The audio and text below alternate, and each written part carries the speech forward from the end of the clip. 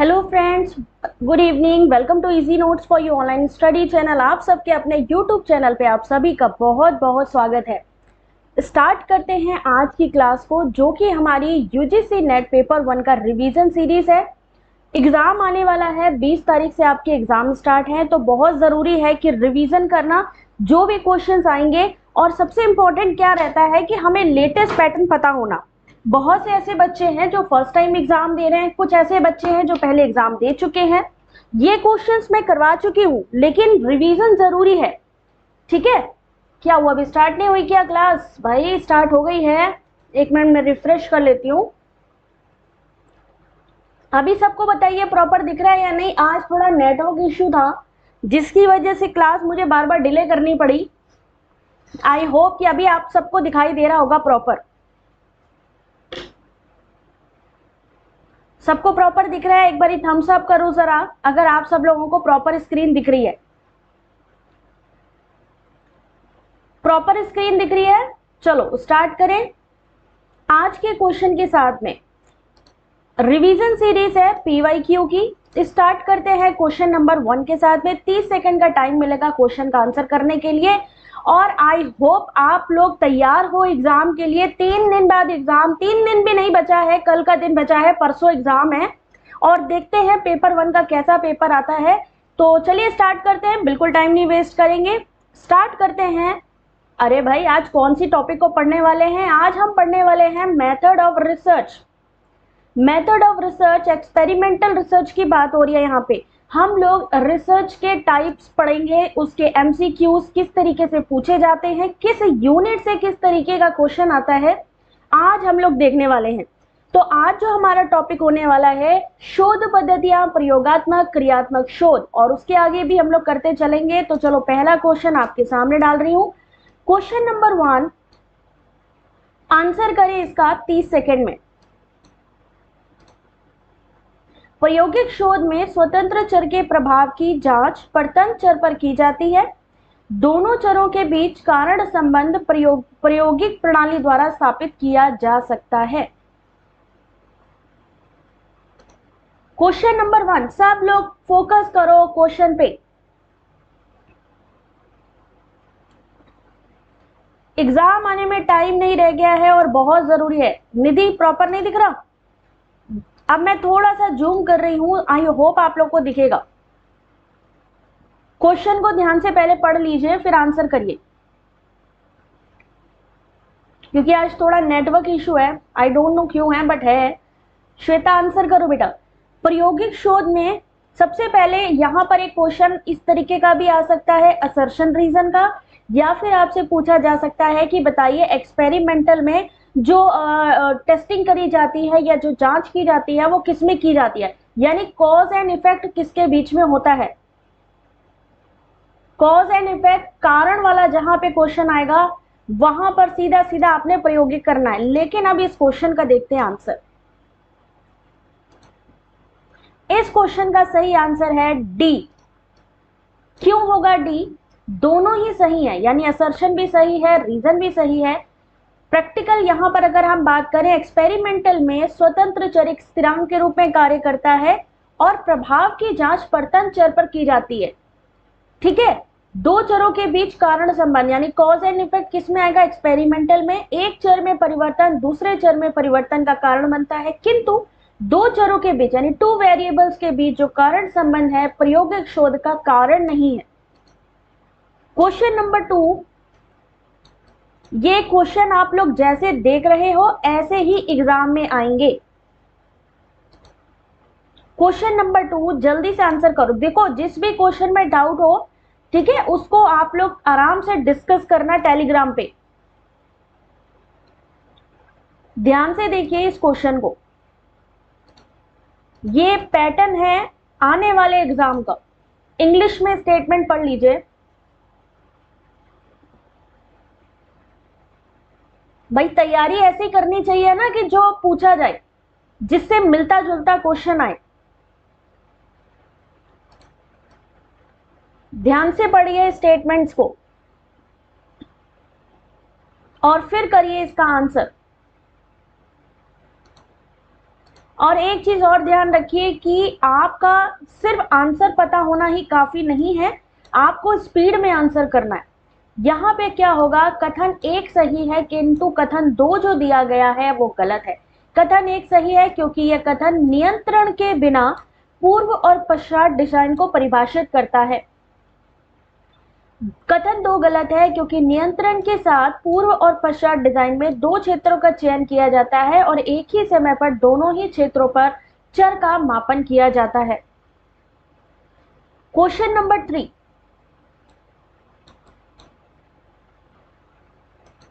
Question number 3, now time start हो गया है अब। गुड इवनिंग विनय, आंसर करो बेटा। क्वेश्चन नंबर 3, क्वेश्चन को पढ़ो और आंसर करो।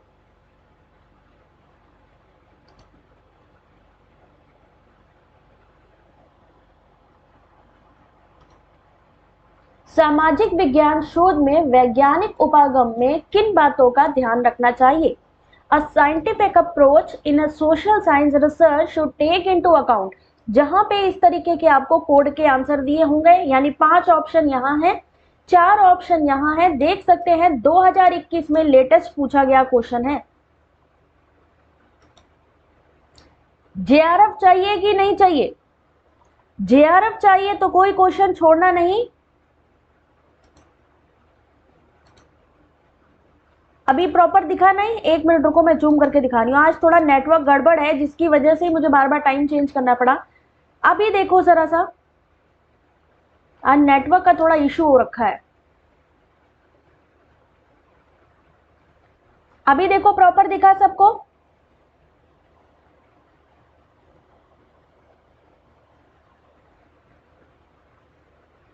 चलो देखते हैं इस क्वेश्चन का सही आंसर क्या होगा। Question number 3, option number C इसका सही आंसर है। क्वेश्चन नंबर सी, डी और ई, इस क्वेश्चन का सही आंसर है the factor of covariation, time order, the possibility of theorization. Question number 4, answer करिए इस क्वेश्चन का। मैं जूम करके दिखा देती हूं एक बार स्टेटमेंट। असर्शन रीजन है ये आपके। गुड इवनिंग तमन्ना, आंसर करो बेटा जल्दी। दीक्षा, क्वेश्चन नंबर 4,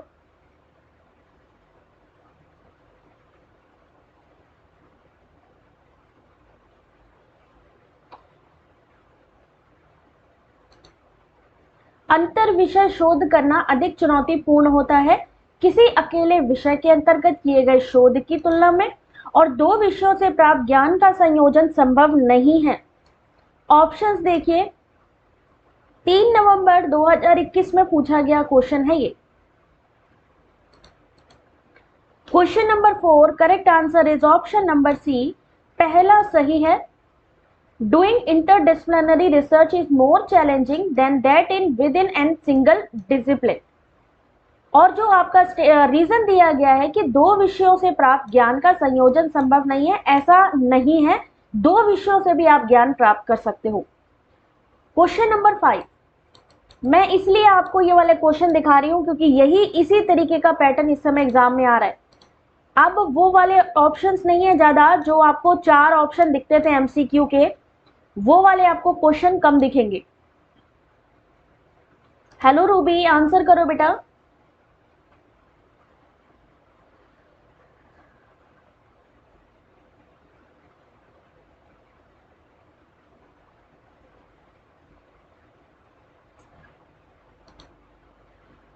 क्वेश्चन है, statement 1 is social scientists belonging to the Western tradition do not accept the idea of predicting human behavior in mechanistic term. Statement 2, it is asserted that the main aim of social science research is to promote human understanding. Options दिए गए हैं और इसका सही answer होगा option number 1, दोनों ही सही हैं। इस क्वेश्चन का सही आंसर ऑप्शन नंबर 1, दोनों ही सही है। डी कैसे होगा भाई? ए होगा। यहां पर एक्सप्लेनेशन भी है, आप चाहो तो इसको पढ़ लो अच्छे से, ठीक है। चलो क्वेश्चन नंबर 6,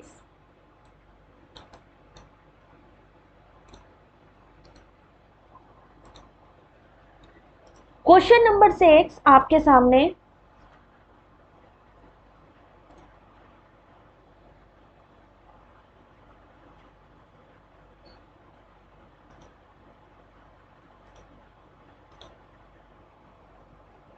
ये लेटेस्ट पैटर्न है एग्जाम का, यानी ऐसे ही क्वेश्चन आपको परसों के एग्जाम में, जिनका भी एग्जाम है वो पूछे जाएंगे। निम्नलिखित में केस स्टडी के बारे में यानी प्रकरण अध्ययन के बारे में क्या चीज सही है? गुड इवनिंग विजय, आंसर करो। 1 कैसे ट्रू, उसके लिए एक्सप्लेनेशन पढ़ना, तब समझ में आ जाएगा क्यों। केस स्टडी में क्या होता है?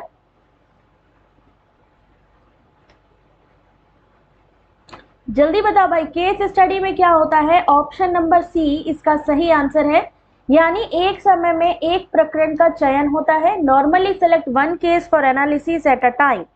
केस स्टडी यानी किसी पर्टिकुलर बंदे के बारे में या किसी पर्टिकुलर व्यक्ति, समूह या घटना के बारे में बारीकी से अध्ययन करना। ठीक है, तो option number B. Option number D, integrate different perspective यानी विभिन्न परिप्रेक्ष्यों को संगठित करना।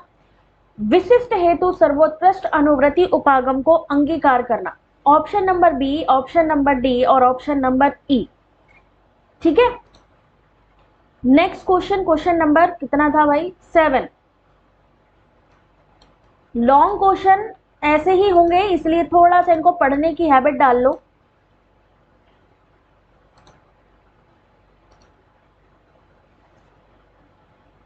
क्वेश्चन नंबर 7 है कि प्रयोगकर्ता प्रभाव प्रयोगकर्ता के व्यवहार के कारण प्रयोगात्मक आंकड़ों के संग्रहण या विश्लेषण के दौरान हुई त्रुटियां हैं और प्रयोगात्मक व्यवस्था में कतिपय संकेतों की उपस्थिति के कारण सहभागी प्रयोग के प्रयोजन की व्याख्या करते हैं और वे अवचेतन स्तर पर उस व्याख्या से सामंजस्य बिठाने के लिए भी व्यवहार बदलते हैं।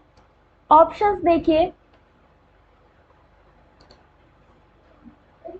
ब्रजेश सॉरी बेटा, अभी इसमें इंग्लिश का एक्सप्लेनेशन नहीं है, बट मैं जल्दी ही अरेंज कर दूंगी। ठीक है, क्वेश्चन नंबर 7 दोनों ही सही है। यहां पर इस क्वेश्चन का सही answer option number 1। Question number 8,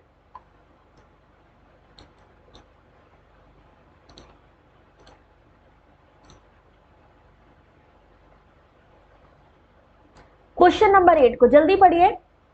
कभी कभी प्रयोज्य जो ये जानते हैं कि वे नियंत्रक समूह हैं, प्रायोगिक समूह के विरुद्ध उससे उत्कृष्ट दिखाने के लिए मेहनत कर सकते हैं। इस परिघटना को किस रूप में जाना जाता है? संज्ञा आंसर करो बेटा। क्वेश्चन नंबर 8,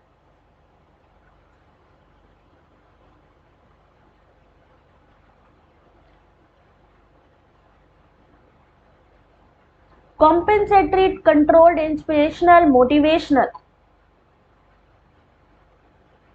देखते हैं क्वेश्चन नंबर 8 का सही answer option number 1, compensatory rivalry. Compensatory rivalry इसका करेक्ट आंसर है। चलिए क्वेश्चन नंबर 9, पढ़ते जाओ आंसर करते जाओ। ये समझो कि एग्जाम चल रहा है।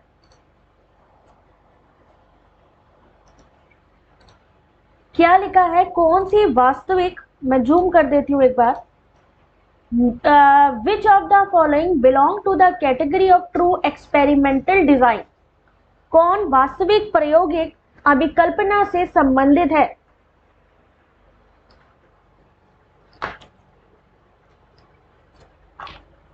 पढ़ो बेटा इसको अच्छे से, क्योंकि ऐसे क्वेश्चन होंगे ना तो उनका आंसर उसी में से ही निकालना होगा आपको।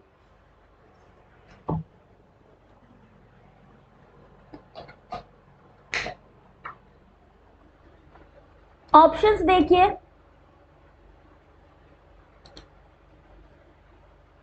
क्वेश्चन नंबर 9,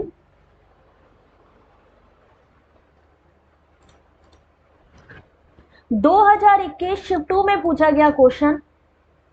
सही answer option number C, option number 2 और option number 4। 2 group randomized subject post test only design and randomized group pre-test post test design। Question number 10, answer करिए क्वेश्चन नंबर 10। अगर इस तरीके के क्वेश्चन आपने सॉल्व कर लिए ना तो एग्जाम में तो आराम से तुम लोग सॉल्व कर लोगे।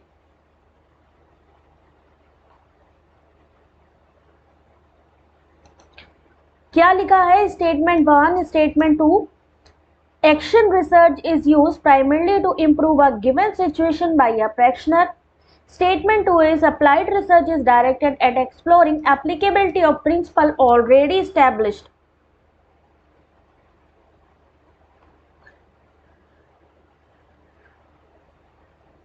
Question number 10.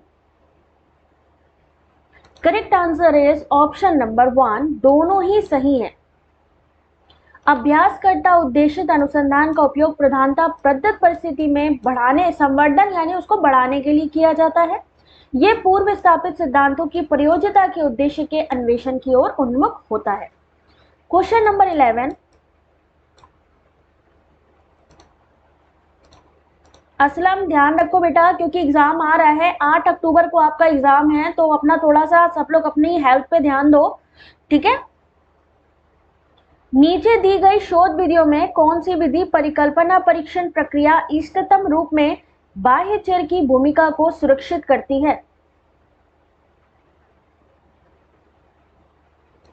एक चीज और ध्यान रखिएगा, या तो आपका एक्शन रिसर्च या एक्स पोस्ट फैक्टो या एक्सपेरिमेंटल या हिस्टोरिकल या डिस्क्रिप्टिव डिफरेंस पूछा जा सकता है स्टेटमेंट वाले क्वेश्चन में।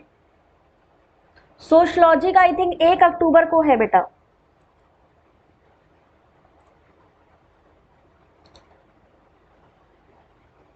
एक्स पोस्ट फैक्टो क्या होता है, कौन बताएगा अपनी लैंग्वेज में? एक्सपेरिमेंटल मेथड, बीच बीच में मैं क्वेश्चन भी पूछती रहूंगी, तो कॉज एंड इफेक्ट किसमें होता है बताओ जरा, relation, cause and effect relation किसमें होता है?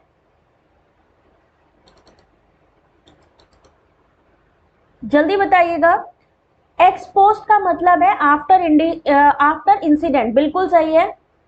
हिंदी का एग्जाम मेरे ख्याल से 29 या 30 को है बेटा, एक बारी लिस्ट चेक कर लो। आफ्टर इफेक्ट आएगा। अभी देखो सब लोग क्वेश्चन पे फोकस करो, आफ्टर डेट मैं टेलीग्राम पे आपके सारे क्वेश्चन का आंसर करूंगी, डोंट वरी। अभी पहले ध्यान से क्वेश्चन का जो मैंने पूछा है वो बताइए। एक्स पोस्ट यानी कोई घटना हो चुकी है और उसके बाद हम उस पर रिसर्च करें, that is called x post facto method. Experimental, जहां पर हम चेक करते हैं कि किस वजह से कोई चीज हुई, यानी कॉज इफेक्ट एक्सपेरिमेंटल में आएगा। हिस्टोरिकल मेथड, अगर हम कहें मैनिपुलेशन किसमें नहीं हो सकती, मैनिपुलेशन आप किसमें नहीं कर सकते, तो वो कौन सा रिसर्च होगा? हिस्टोरिकल। वेरी गुड, हिस्टोरिकल में मैनिपुलेशन नहीं कर सकते, और किसमें कर सकते हैं? Descriptive narrate situation. Very good. हम मैनिपुलेशन किस चीज पे कर सकते हैं, कौन सी रिसर्च में कर सकते हैं? इमीडिएट अगर हमें सॉल्यूशन चाहिए, then we use, if we want कि हमें तुरंत ही किसी चीज का सॉल्यूशन मिल जाए, देन वी यूज, कौन सी हम लोग मेथड का यूज करेंगे? एक्सपेरिमेंटल में मैनिपुलेशन होता है, बिल्कुल सही है। एक्सपेरिमेंटल में मैनिपुलेशन होता है, बिल्कुल, यानी हेर फेर अगर हम बात करें तो वो भी आपका एक्सपेरिमेंटल में होता है, जहां टेस्टिंग होती है वेरिएबल्स की। एक्शन रिसर्च, जब हम बात करें कि हमें किसी चीज का इमीडिएट एक्शन चाहिए, इमीडिएट सॉल्यूशन चाहिए, देन हम क्या यूज करेंगे? Action research. याद रखिए यहां पर आपसे इसी तरीके के क्वेश्चन पूछे जाएंगे जैसे मैंने अभी आपसे पूछा कि आप बताइए कॉज एंड इफेक्ट किस में आएगा, देन आप बता सकते हो कि यस हम ये एक्सपेरिमेंटल है। अगर आपको पता है मैनिपुलेशन के बारे में, देन आप आराम से एक्सपेरिमेंटल पे टिक कर सकते हो, ठीक है ना। चलो नेक्स्ट क्वेश्चन पे ध्यान दो। क्वेश्चन नंबर 11 का सही आंसर ऑप्शन नंबर बी। कौन सी विधि परिकल्पना, जहां पे टेस्टिंग हो रही है, नेचुरल सी बात है, टेस्टिंग कहां होगी? एक्सपेरिमेंटल या लैब में। तो एक्सपेरिमेंटल तुरंत यहां पे कर दो, जहां पर भी हाइपोथेसिस लिखी है, ठीक है। ये परिकल्पना अभिकल्प यानी डिजाइनिंग टूल्स और वेरिएबल के मैनिपुलेशन से मिलकर बना होता है, एक्सपेरिमेंटल मेथड।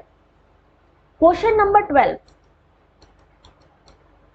अब देखते हैं कितने लोगों की कितनी तैयारी है। नमस्ते Nanni. Apply fundamental principle to the situation, very good job बेटा। गुलफसा आंसर करो बच्चे जल्दी से। क्वेश्चन नंबर 12, प्रयोजन कथन शोध प्रश्न परिमित और मापनीय परिकल्पना तैयार करना किस शोध प्रकार की विशेषता है? वेरी इजी क्वेश्चन, और ये क्वेश्चन हमेशा घुमा घुमा के पूछा जाता है। मुस्कान आंसर करो बेटा इस क्वेश्चन का, घुमा घुमा के क्वेश्चन डाला जाता है।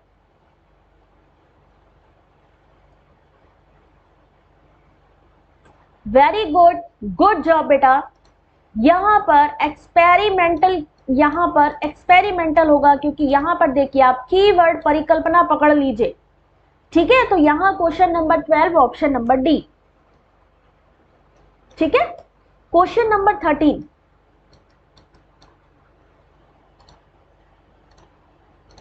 आज देखते हैं हमारी कितनी तैयारी है आने वाले एग्जाम के लिए। परिकल्पना परीक्षण जिसकी परिणति या तो अभिपुष्टि या अपुष्टि के रूप में होती है, शोध की किन विधियों का स्पष्ट सरोकार है? ओमकार बेटा एक बारी मैं भी रिफ्रेश कर लेती हूँ, आप लोग भी कर लो क्योंकि थोड़ा नेटवर्क इश्यू है आज।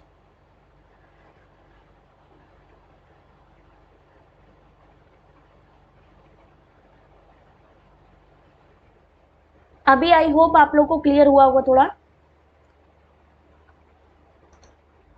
Descriptive method, experimental method, x post facto method, historical method और एक्सेजेटिकल मेथड।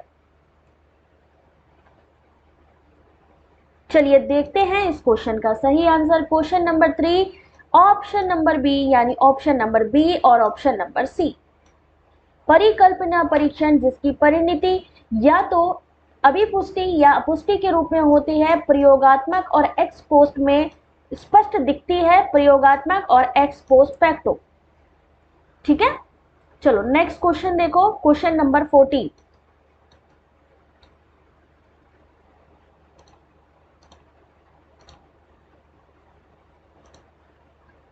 क्वेश्चन नंबर 14, क्रियात्मक अनुसंधान में एक्शन रिसर्च में समीक्षात्मक सर्वेक्षण के चरण कौन से कार्यकलाप किए जाते हैं? Question number 14। हाँ, पीडीएफ 100% बच्चों आप लोगों को मिलेगी, आप लोग टेंशन बिल्कुल मत लो, ये पीडीएफ मैं आप सभी को दूंगी। बस तुम लोग क्वेश्चन को पढ़ो और एज अ प्रैक्टिस जल्दी जल्दी सॉल्व करो।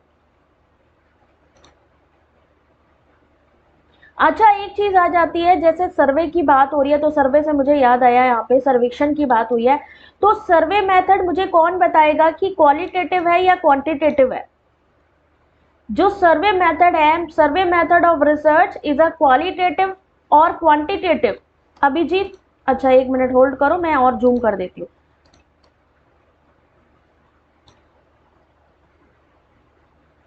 अब देखिए प्रॉपर दिख रहा है। सर्वे क्वांटिटेटिव होगा, सर्वे मेथड। अरे यार सर्वे मेथड क्वांटिटेटिव नहीं क्वालिटेटिव होता है। सौरभ, पूजा, शिफाली, जैस्मीन, बेटा मात्रात्मक होगा कि गुणात्मक होगा? सर्वे मेथड मात्रात्मक होता है कि गुणात्मक होता है? कंफर्म करो जरा।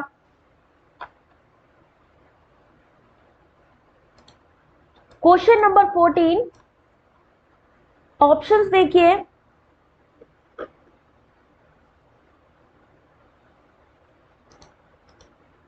चलो क्वेश्चन नंबर 14 सही आंसर देखिए, ऑप्शन नंबर 1 यानी ऑप्शन नंबर 2 और ऑप्शन नंबर 3 सही है। What are the activity which take place during the stage of reconnaissance in action research, describing the fact of the situation, explaining the fact of the situation? क्रियात्मक अनुसंधान, सर्वे करते हैं, questionnaire भरते हैं, लेकिन सर्वे मेथड होता क्या है? सब लोग जरा सा चेक करके बताओ, survey method is a qualitative और क्वांटिटेटिव? ये क्वेश्चन आपका एग्जाम में आएगा और इसका मुझे कंफर्म करके बताइए जरा। 14, 15 क्वेश्चन नंबर, ये वाला यूजीसी का फेवरेट क्वेश्चन है।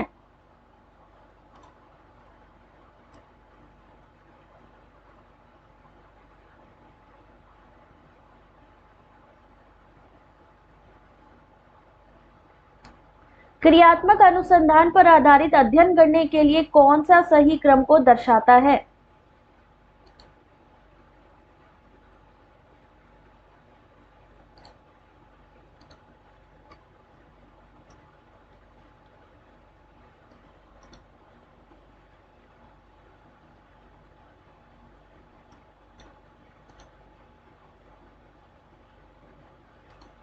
एक्शन रिसर्च का मेन जो उद्देश्य अगर हम कहें, ऑब्जेक्टिव कहें, वो क्या होता है, वो भी आपसे पूछा जाएगा। एक तरह की अनुसरण विधि होती है जिसको हम किसी स्थल पर जाकर उसका अनुसरण करके आंकड़े एकत्रित करते हैं। पहला ही होगा ये दोनों तरीके का हो सकता है सर्वे, क्वांटिटेटिव भी हो सकता है, क्वालिटेटिव भी हो सकता है, सिचुएशन पे डिपेंड करता है। क्वेश्चन नंबर 15 ऑप्शन नंबर 1, आप लोग हमेशा इसका जो शॉर्टकट है या इसको कह सकते हो कीवर्ड, उसको याद रखना है, PAOR, एक्शन रिसर्च। अच्छा, किसकी प्रक्रिया जो है चक्रीय होती है? ऐसा कौन सा रिसर्च मेथड है जिसका नेचर साइक्लिक होता है? Cyclic in nature action research. Very good job बेटा, very good job. Geeta answer करो बच्चे अब दूसरे क्वेश्चन का। ठीक है, option number 1। Question number 16, oh sorry, ये तो फिर से आ गया क्वेश्चन। अब बताइए 16, अब देखते हैं कौन इसका सही आंसर कर पाएगा।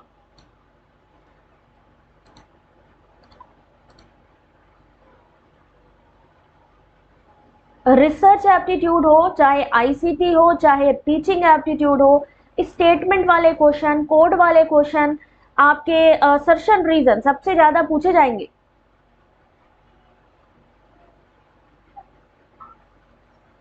क्रियात्मक अनुसंधान चक्रीय होता है क्योंकि इसमें योजना, क्रिया, पर्यवेक्षण, विचारण का चक्र शामिल होता है। दूसरा है कि क्रियात्मक अनुसंधान का प्रयोजन चरों के बीच कारणात्मक संबंध की व्याख्या करने हेतु एक सिद्धांत विकसित करना है। ऑप्शंस देखिए, दोनों सही हैं, दोनों गलत हैं, एक सही है दूसरा सही नहीं है, एक सही नहीं है दूसरा सही है। चलिए कोई बात नहीं, देखते हैं आंसर। ऑप्शन नंबर सी पहला सही है, पहला सही है। और जो दूसरा इन्होंने बोला है स्टेटमेंट कि क्रियात्मक अनुसंधान का प्रयोजन यानी जो ऑब्जेक्टिव है वो कारणात्मक संबंध की व्याख्या करना। कारणात्मक संबंध की व्याख्या करना किसका काम है? एक्सपेरिमेंटल का। एक्सपेरिमेंटल का काम है। क्रियात्मक का क्या काम है? इमीडिएट प्रॉब्लम का सॉल्यूशन निकालना। ठीक है, चलिए क्वेश्चन नंबर 70, आंसर करिए।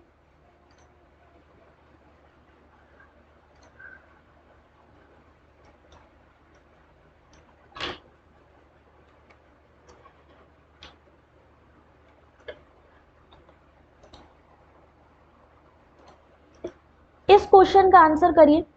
क्वेश्चन नंबर 17, कोई महाविद्यालय अध्यापक एक शोध कार्यक्रम तैयार करता है जिसमें उसका उद्देश्य अध्यापन के दौरान अपनी कक्षा में सामाजिक भावनात्मक पहलू को सुधारना है। इस संदर्भ में कौन सी शोध विधि उपयुक्त मानी जाएगी? इसी तरीके के एग्जाम्पल देखिए आपके सामने पूछा जाएगा कि बताइए कौन सा मेथड है या कौन सा टाइप है। ठीक है, चलो देखो संगीता, इसका answer option number D, action research. ठीक है, एक्शन रिसर्च यानी क्रियात्मक एक्शन रिसर्च क्या है? यानी कोई चीज हो रही है साथ साथ में प्रॉब्लम का सॉल्यूशन भी होता जा रहा है ना, तो वहां पर क्या होगी? आपकी एक्शन रिसर्च होगी, ऑप्शन नंबर डी। चलो नेक्स्ट क्वेश्चन देखिए, 17 के बाद क्वेश्चन नंबर 18।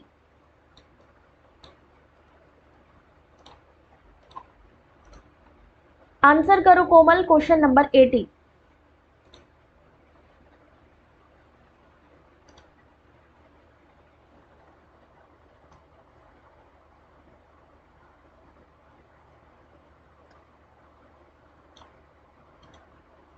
बहुत आसान क्वेश्चन है।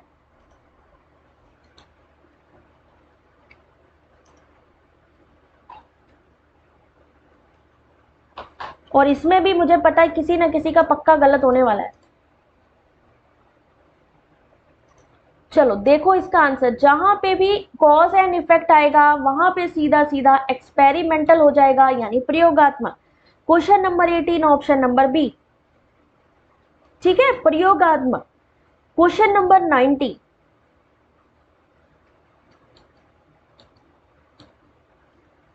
आंसर करिए।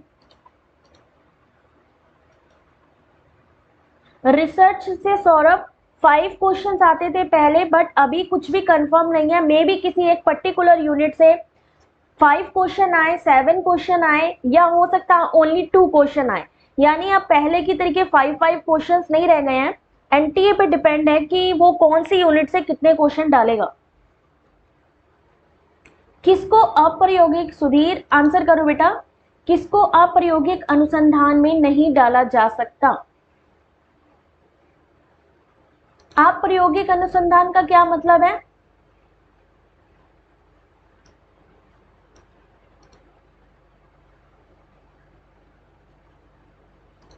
चलिए देखते हैं। क्वेश्चन नंबर 19 आप लोग बिल्कुल सही हैं, केस स्टडी। क्या होगा ये? गैर प्रायोगिक अप्रायोगिक अनुसंधान है जिसमें स्वतंत्र चर का अभाव रहता है। किसमें स्वतंत्र चर का अभाव रहता है? केस स्टडी में। ठीक है, क्योंकि ये वास्तविक कारण और प्रभाव संबंध प्रदर्शित नहीं कर सकता। एक बार एक्सप्लेनेशन आप लोग हिंदी में है तो थोड़ा सा अगर आप चाहो तो देख लो इसको, अदरवाइज मैं पीडीएफ दे दूंगी। अच्छा, पीडीएफ पढ़ेगा कौन कौन ये चीज? अगर मैं आपसे पीडीएफ शेयर करूंगी आप लोग पढ़ोगे ना इसको? क्योंकि अगर आपने पढ़ लिया ना तो जो बेस है ना, अगर नहीं समझ में आता है वो भी क्लियर हो जाएगा। क्वेश्चन नंबर 20,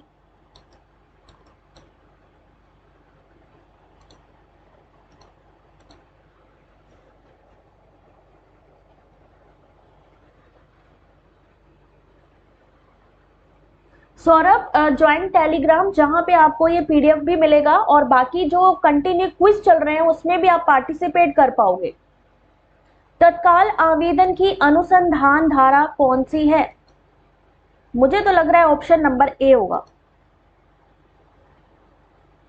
कोई बात नहीं असलम, टेक रेस्ट।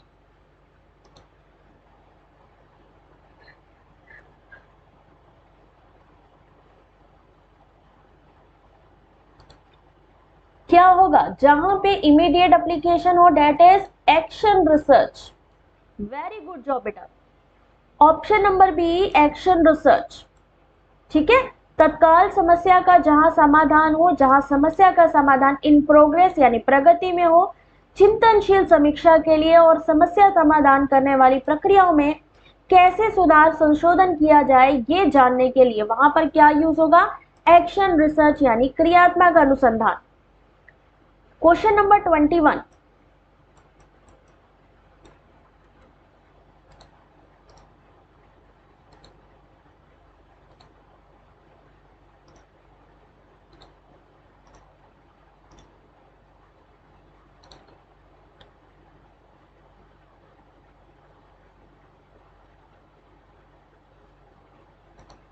क्या लग रहा है इस क्वेश्चन का? ऑप्शन नंबर बी ही तो है। इसका क्या होगा ये देखते हैं। कंफ्यूज मत हो, याद रखो अपने ऊपर कॉन्फिडेंस होगा तो बड़े से बड़े क्वेश्चन को सॉल्व कर लोगे, लेकिन अगर अपनी जगह पे कॉन्फिडेंस में नहीं हो तो समझ लो आते हुए क्वेश्चन को गलत कर लोगे। जो भी करो उस पर फुल कॉन्फिडेंस रखो। पता चला बाजू वाले से पूछने लगे और गड़बड़ कर लिया है ना, वो नहीं करना है। चलिए देखते हैं इस क्वेश्चन का सही आंसर। क्वेश्चन नंबर 21 सही answer option number C, graphical method of out correlation यानी सह संबंध निकालने की ग्राफिक विधि। प्रकीर्ण या बिखराव आरेख दो चरों के बीच संबंध का रेखीय विश्लेषण करने के एक सांख्यिकीय उपकरण है। स्टेटमेंट 1 में मान लो ये लिखा है। दूसरा स्टेटमेंट कैसे देंगे ये लोग? प्रकीर्ण आरेख में प्रकीर्ण बिंदुओं के सामीप्य की कोटि और उनकी व्यापक दिशा के आधार पर चरों के आपसी संबंध की जानकारी प्राप्त की जाती है। तो यहाँ पर वैसे पूछ सकते हैं साइड वालों से। बच्चे मैं एक बात बता दूं, वहां पे कंटिन्यू सीसीटीवी कैमरे लगे होंगे और वहां पे वो क्या बोलते हैं यार उसको, मोबाइल वगैरह को वो करने के लिए, स्टॉप करने के लिए भी पूरी डिवाइस लगी है। तो तुम लोगों ने अगर इधर उधर अपनी घुमाई ना गर्दन, बच्चे फंस जाओगे, वो मत करियो। पता चला फंस गए। क्वेश्चन नंबर 22, चलो आंसर करो। ओके सौरभ, मैं भी चेक करती हूँ, पूछने का टाइम ही नहीं होता वहां पे।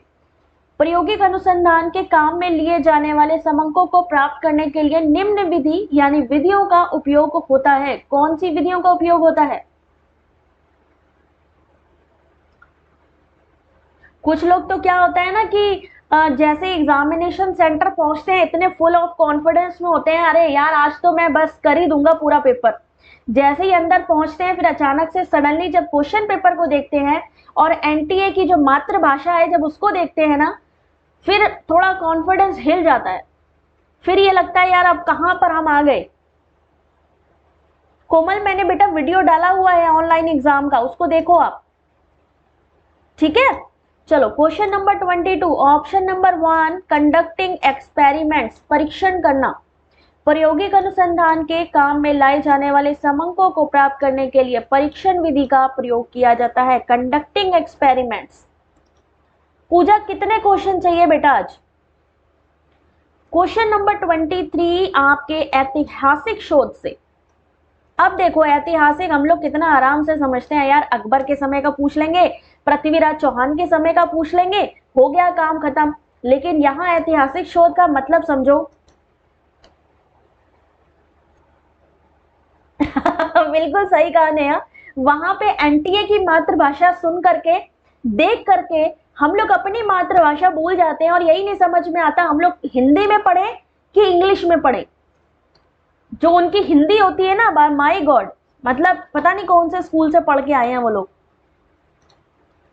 आंसर करो जल्दी से। अभी आप लोगों को अगर ये डिफिकल्टी लग रही है ना तो मैं आपको बता दूं, ये तो कुछ भी नहीं है। शांति, डेली आऊंगी बेटा। पूजा, अभी बस इसीलिए मैं कह रही हूँ क्वेश्चन ज्यादा ही हैं, 50+ क्वेश्चंस होंगे।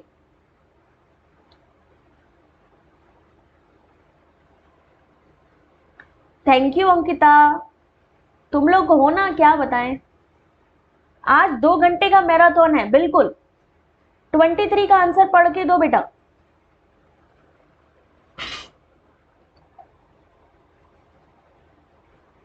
वहां पे तो मतलब हिंदी को, मतलब हम लोग क्या सोचते हैं ना यार, हिंदी है अपन हिंदी पढ़ लेंगे आराम से, सॉल्व कर लेंगे question.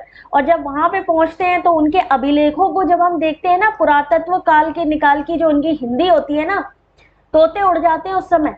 Both statements 1 and 2 are true.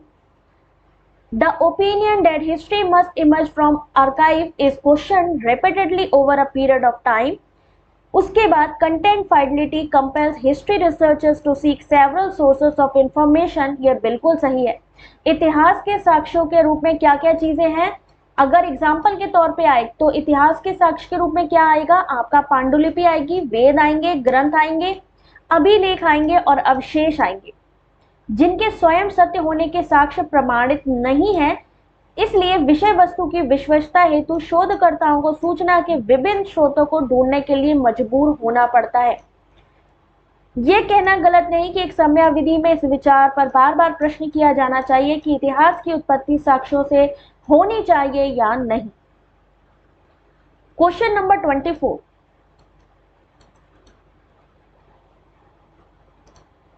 Answer करो जल्दी से। पेपर वाली हिंदी सर के ऊपर से जाती बिल्कुल।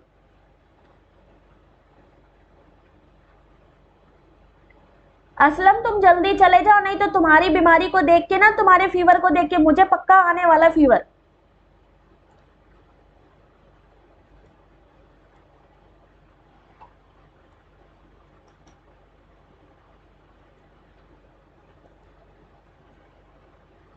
साक्ष्यों एवं आंकड़ों के विश्लेषण हेतु निम्नलिखित में कौन सी अनुसंधान विधि में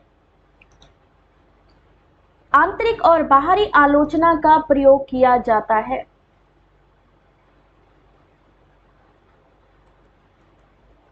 सही आंसर क्या है? बाहरी और आंतरिक आलोचना का क्या मतलब है?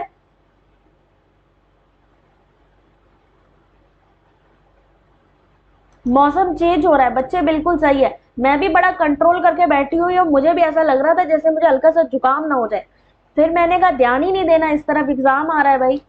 चलो अच्छा देखो, आंतरिक और बाहरी का क्या मतलब है। हिस्टोरिकल में क्या होता है कि जो डेटा होता है उसमें आप हेर फेर कर नहीं सकते, तो आप उसमें कुछ भी करोगे तो आपको क्रिटिसाइज किया ही जाएगा, है ना। जब आप हेर फेर कर नहीं सकते, मैनुपुलेशन आप कर नहीं सकते, आपको डाटा यूज करना है पहले वाला जो ऑलरेडी जिन्होंने यूज किया हुआ है, तो वहां पे क्या होगा, आपको क्रिटिसिज्म का फेस करना ही पड़ेगा, यानी आंतरिक और बाहरी आलोचना का प्रयोग, हिस्टोरिकल मेथड। ठीक है, चलो नेक्स्ट क्वेश्चन देखो जरा जल्दी से, ऑप्शन नंबर सी पढ़ लेना एक बार। ये एक विवरणात्मक शोध का यानी डिस्क्रिप्टिव का भी एक प्रकार है, ठीक है। 25, ओ भाई क्या बात है, देखिए इस क्वेश्चन को, कितना बढ़िया क्वेश्चन, कितना सुंदर क्वेश्चन, वाह। हेलो छाया, आंसर करो। अंकिता, अगर आप स्टार्टिंग में जब आप कंप्यूटर को ऑन करोगे उस समय वो आपसे, जब पेपर को स्टार्ट करने से पहले आपसे पूछेगा कि आप हिंदी में सॉल्व करना चाहते हो या इंग्लिश में। अगर वहां पे आपने हिंदी को टिक किया तो आपको पूरे question paper Hindi English both language में दिखेंगे। बट अगर आपने स्टार्टिंग में ही मीडियम को चूज किया कि मुझे इंग्लिश में देखना है, देन क्या होगा कि आपको क्वेश्चन पेपर सिर्फ इंग्लिश में दिखेगा। इस चीज का ध्यान रखना। चलिए इस क्वेश्चन का सही आंसर क्या होगा। क्वेश्चन क्या लिखा है, ऐतिहासिक शोध में प्रदत्त किसी महत्व का हो इससे पहले यह प्रामाणिक होना चाहिए, फिर भी प्रामाणिकता का साक्ष्य उसके महत्व को स्थापित नहीं करता, वह परिशुद्ध भी होना चाहिए। रीजन क्या है, इसलिए बाह्य आलोचना को प्रदत्त की निम्नतर समीक्षा कहा जाता है। Question number 25, both statements are correct, और उनका जो एक्सप्लेनेशन है वो भी करेक्ट है। ठीक है, ऐतिहासिक शोध एक बार थोड़ा सा देख लो यहाँ पे। ऐतिहासिक शोध तकनीकों और दिशा निर्देशों का संग्रह है जो शोधकर्ता अतीत के इतिहास पर, यहां से क्वेश्चन आता है कि अगर हमें इतिहास के बारे में कोई शोध करना है तो हम कौन सा मेथड यूज करेंगे, डेट इज हिस्टोरिकल। इसमें व्यवस्थित संग्रह और अतीत से संबंधित डेटा का महत्वपूर्ण मूल्यांकन किया जाता है, अतः प्रामाणिक परिमाण प्राप्त करने के लिए आंकड़ों को प्रामाणिक और सटीक होना चाहिए। अगले पद में एकत्रित आंकड़ों की समीक्षा की जाती है, तो यहाँ पर बाह्य आलोचना को, बाहरी आलोचना को आंकड़ों की निम्नतर समीक्षा कहा जाता है, बिल्कुल सही है। बाहरी आलोचना को याद रखिए, ये क्वेश्चन आता है। क्वेश्चन नंबर 26 अब कहां से आएगा, क्वालिटेटिव और क्वांटिटेटिव, क्वालिटेटिव और क्वांटिटेटिव मेथड से। क्वेश्चन नंबर आपका 26,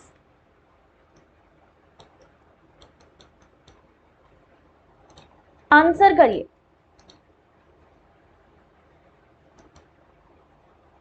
असर्शन रीजन के लिए सौरभ सबसे पहले आपको क्वेश्चन अच्छी तरीके से समझ में आना जरूरी है, ठीक है। उसके बाद असर्शन देखिए कि जो तर्क दिया गया है, जो हमारे सामने स्टेटमेंट दिया गया है, उसका वो रीजन यानी वाई में उस चीज का आंसर है या नहीं। यस, बिल्कुल चेंज कर सकते हो अगर आपको लगता है कहीं पर भी आपका आंसर गलत हो गया है।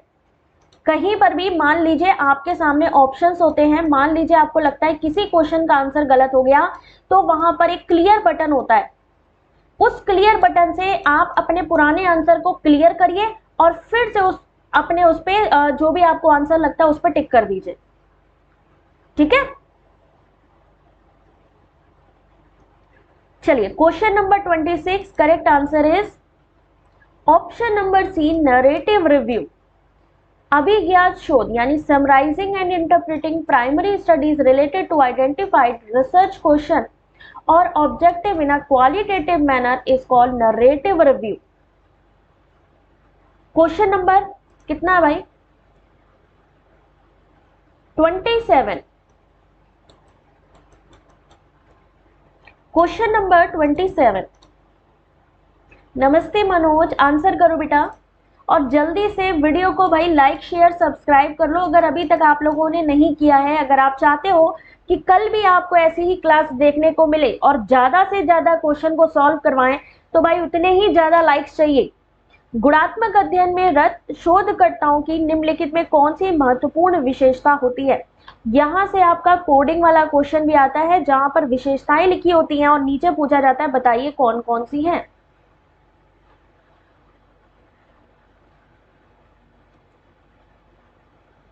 गुणात्मक अध्ययन में, अच्छा गुणात्मक अध्ययन जो क्वालिटेटिव है उसका कोई एग्जाम्पल बता सकता है क्या?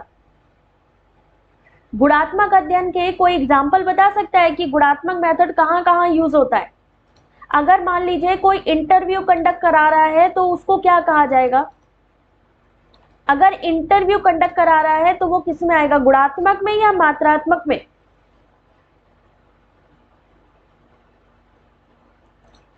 Question number 27 option number C, एक महत्वपूर्ण विशेषता होती है प्रतिक्रियात्मक यानी रिफ्लेक्सिविटी।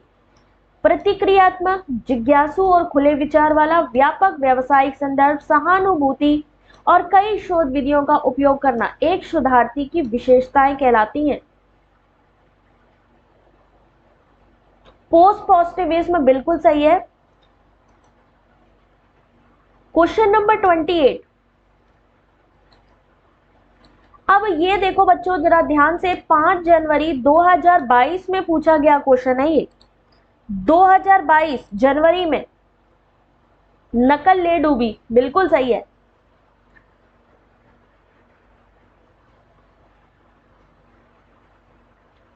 क्वेश्चन नंबर 28, पहले क्वेश्चन को बच्चों ध्यान से पढ़ो फिर आंसर करो। असर्शन रीजन, गुणात्मक शोध में अनन्य केस अभिविन्यास संभव है जिसके बाद में केस क्या होता है, विश्लेषण हो सकता है। अभिकल्प लोच गुणात्मक प्रामाणिकता चिन्ह है क्योंकि इसमें स्थिति संबंधी परिवर्तन हो सकते हैं।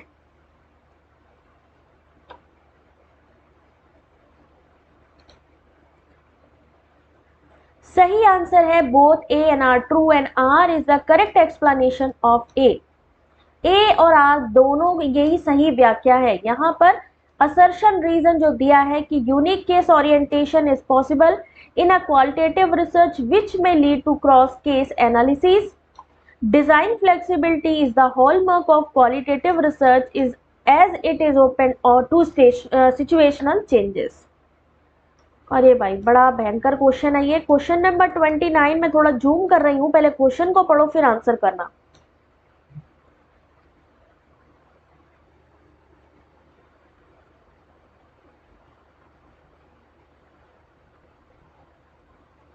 आरडी आप ऐसा कर सकते हो कि वीडियो जो है आप रात में बहुत ज्यादा नहीं, आधे एक घंटे के लिए देख लो और बाकी टेलीग्राम ज्वाइन कर लो क्योंकि टेलीग्राम पे सारे बच्चे क्विज करते हैं। मिथिलेश अभी देखो बेटा यहाँ पे पूजा देशवाल ने मार दिया तुक्का, जैस्मीन ने तुक्का मारा है, पक्की बात है, पढ़ा ही नहीं है तुम लोगों ने। तुक्के बाजो, अपने अपने हाथ खड़े करो जरा, हिंदी में देखो जरा।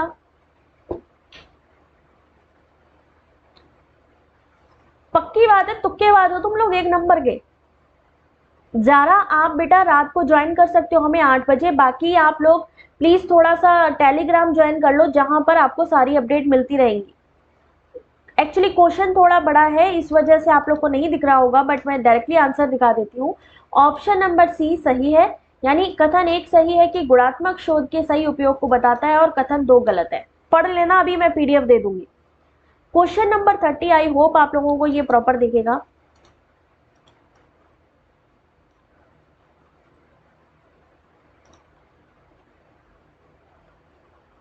अच्छा हम लगाने नहीं लेते, पकड़ लेते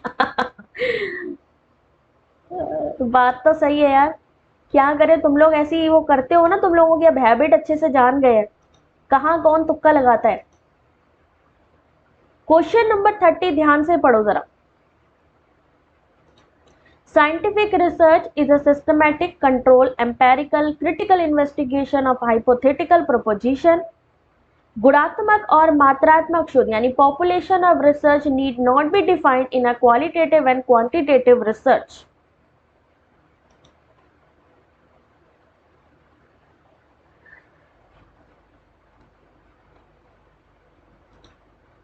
इंडिया में सबसे इजी चीज पता है क्या है? सबसे बढ़िया है अपना इंडिया किस चीज में है? जुगाड़ में। सबको एक्सपीरियंस हो गया, मैं वही बता रही हूँ ना, अपने इंडिया में सबसे अच्छी चीज क्या है? अपन जुगाड़ लगा लेते हैं, किसी भी चीज से जुगाड़ लगा लेते हैं। और मोस्टली मैं बता रही हूँ बहुत से ऐसे बच्चे हैं जो तुक्का लगाने के बाद भी उनके आंसर सही हो जाते हैं। चलो देखो इस क्वेश्चन का सही answer, question number 30, option number C, यानी कि जो पहला है वो सही है। वैज्ञानिक शोध परिकल्पनात्मक प्रस्ताव का व्यवस्थित, नियंत्रित, अनुभवजन्य और आलोचनात्मक अन्वेषण है। जबकि जो दूसरा है कि गुणात्मक और मात्रात्मक शोधों के समग्र को परिभाषित करने की आवश्यकता नहीं है, ये गलत है। क्वेश्चन नंबर 31,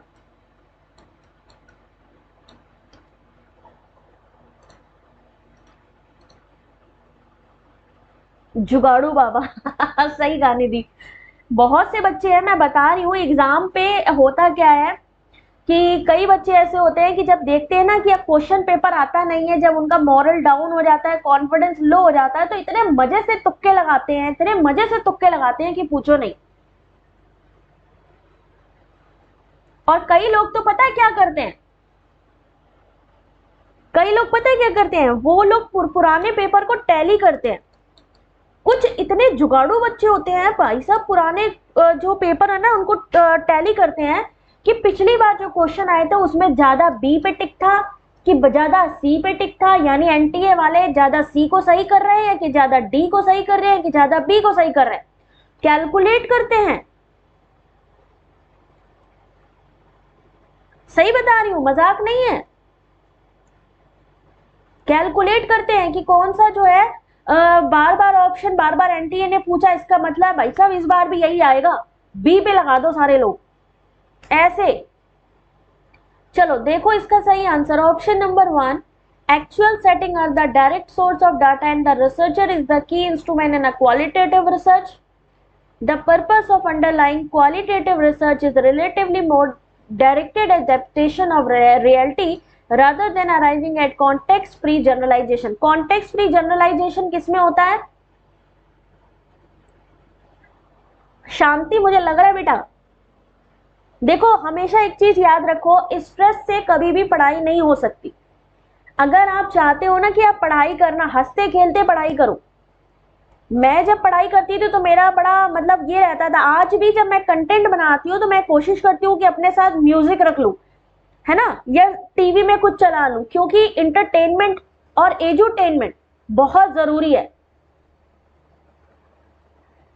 ठीक है, तो यहां पर इसका सही आंसर, अच्छा जनरलाइजेशन बताइए जल्दी से, कॉन्टेक्स्ट फ्री जनरलाइजेशन किसमें होता है?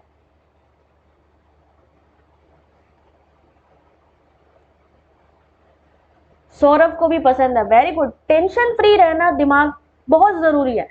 और एक चीज मैं और बता दूं, गारंटीड, गारंटीड मैं बता रही हूं, कोई भी आपको वो क्वेश्चन एग्जैक्ट नहीं करा सकता। पीवाईक्यू से कुछ क्वेश्चन आते हैं, पीवाईक्यू से कुछ क्वेश्चंस रिपीट होते हैं, इसलिए पीवाईक्यू इंपॉर्टेंट है। बाकी अगर मैं बात करूं, जनरली जो क्वेश्चंस हैं किसी को कुछ नहीं पता एनटीए कहां से उठा के डालेगा। तो अगर आप ये सोच रहे हो कि यार घुस जाएं, बिल्कुल कंप्यूटर पे घुस जाएं, अपने मोबाइल में घुस जाएं, हम रट्टा मार लें, तो भूल जाओ। तो टेंशन फ्री होके अपने दिमाग को शांत करके क्वेश्चन को पढ़ो, कॉन्सेप्ट को पढ़ो, और फिर समझो कि अगर इससे मिलता जुलता, यहां मैं जो एक्सप्लेनेशन डाल रही हूं इसका क्या मतलब है, कि जरूरी नहीं है बच्चे कि ये क्वेश्चन आए, मैं गारंटी नहीं दे सकती इसकी, आ भी सकता है और नहीं भी आ सकता, 50-50 चांसेस है, बट इससे मिलता हुआ क्वेश्चन आपके इस एक्सप्लेनेशन से जरूर आ सकता है। आ रही है बात समझ में? सौरभ, मेरा सेकंड पेपर बेटा इकोनॉमिक्स था, बट अभी मैं सिर्फ पेपर 1 पे कॉन्सेंट्रेट कर रही हूँ, ठीक है, क्योंकि काफी कंटेंट है इसका। बाकी जो भी मेरे से पीवाईक्यू बन पा रहा है, पेपर 2 का अरेंज कर रही हूँ, तो इस वजह से थोड़ा सा मेरा, चलो इस क्वेश्चन का देख लिया ना सही आंसर ए। क्वेश्चन नंबर 32, अब ध्यान से देखो इस क्वेश्चन को और आंसर करो, ये अभी लेटेस्ट है, ये मत सोचना कि मैम ने कहां से उठा के दे दिए। श्वेता मैंने अभी रिसेंटली डाले थे कुछ मैंने वीडियो, ठीक है, पेपर 2 के, ज्योग्राफी के डाल चुकी हूँ, हिंदी के डाल चुकी हूँ, एजुकेशन के डाल चुकी हूँ। अभी भी डे बाय डे मैं कोशिश करती हूँ कि जितना हो सके मैं आप लोगों की हेल्प कर पाऊं। मिक्स यानी मिश्रित विधि शोध के विरुद्ध आपत्तियां निम्नलिखित हैं, कौन कौन सी? खुशबू, तुम्हारी भी तबीयत खराब हो रही है?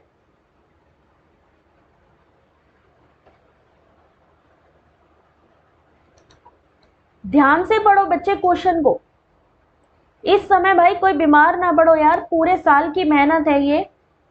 ऑप्शंस देखिए जरा,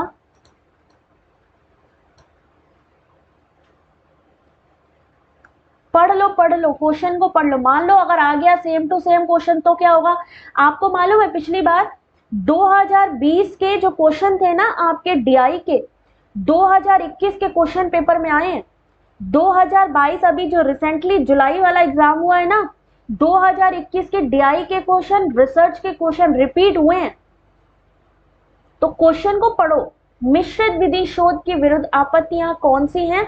मात्रात्मक और गुणात्मक शोध ज्ञान मीमांसा रूप से भिन्न है।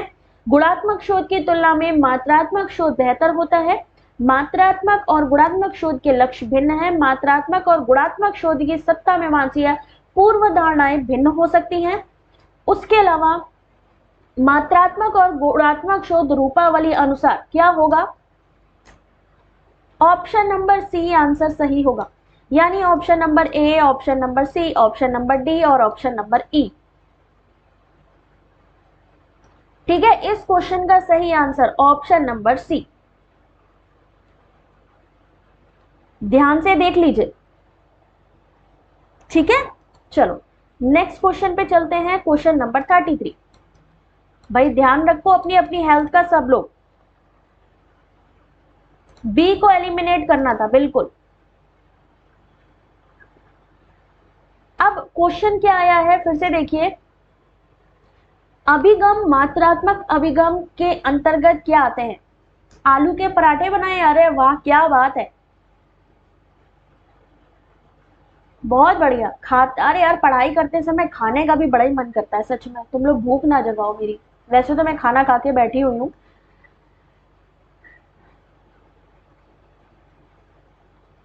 अच्छा, इन क्वेश्चन को देख करके आप में से वो लोग अपना हैंड्स अप करो जिनको लगता है कि आप लोग इन क्वेश्चन अगर इसी तरीके के आ गए तो सॉल्व कर लोगे। सत श्री अकाल चिरंजीव, किद्दा भाई? ओके खुशबू बेटा, अगर इसी पैटर्न में एग्जाम आए, इसी टाइप के क्वेश्चन आए तो क्या करोगे आप लोग, सॉल्व कर लोगे? वेरी गुड अर्चना, भेज देना भाई, हमें भी कर सकते हैं। वेरी गुड जॉब बेटा, very good job. Question number 33 सही आंसर है ऑप्शन नंबर 1। अब जो बोले थे कि हम कर सकते हैं, एलिमिनेशन से अगर आपको आता है बहुत ही बढ़िया रहेगा। पायल का सही है, अभी जो बोल रहे हैं कर सकते हैं, देखते हैं किन किन ने सही आंसर किया है। वाह वेरी गुड, पूरी क्रिकेट टीम दड़ाम हो चुकी है सिर्फ एक पायल को छोड़ के। वाह जी वाह, यहां पे सही answer option number A, simulation approach, अनुमानिक यानी कि inferential approach, option number E, experimental approach. कोशिश करने वालों की हार नहीं होती, बिल्कुल सही बात है। और एक चीज ध्यान रखिए, हो सकता है किसी क्वेश्चन का आंसर आप एकदम रट्टा मारे हो, एकदम मतलब सोच के गए हैं कि यार ये क्वेश्चन आया और मैं ये आंसर कर दूंगा, और वही क्वेश्चन आ गया आपने आंसर कर दिया, लेकिन एनटीए की बुद्धि का किसी को कुछ पता नहीं है। एनटीए किसको सही करेगा? जो उसके दिमाग में सही होगा, इसलिए अपने दिल पे लेने की किसी को जरूरत नहीं है। तैयारी करो, कोशिश करो, एनटीए किसको सही करता है किसको गलत करता है वो बात का मैटर है। क्वेश्चन नंबर 34 देखो, कितने बढ़िया बढ़िया क्वेश्चन है। ऐसे क्वेश्चन में कितने लोगों को नींद आने वाली है? गुणात्मक शोध की पहचान कीजिए। वेरी गुड अर्चना, अपने गुजिया के चक्कर में भूल गई आंसर करना। मुंह खोलो पराठा रोल, भाई सही बात है।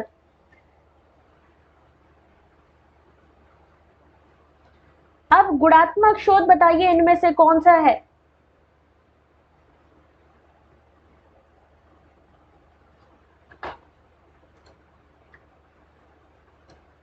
पूरा क्वेश्चन पढ़ो, पूरा टाइम मिलेगा क्वेश्चन को पढ़ने का, क्योंकि अगर अभी यहां नहीं पढ़ा ना तो एंटी आप लोगों को एग्जाम में सुला देगा 100%।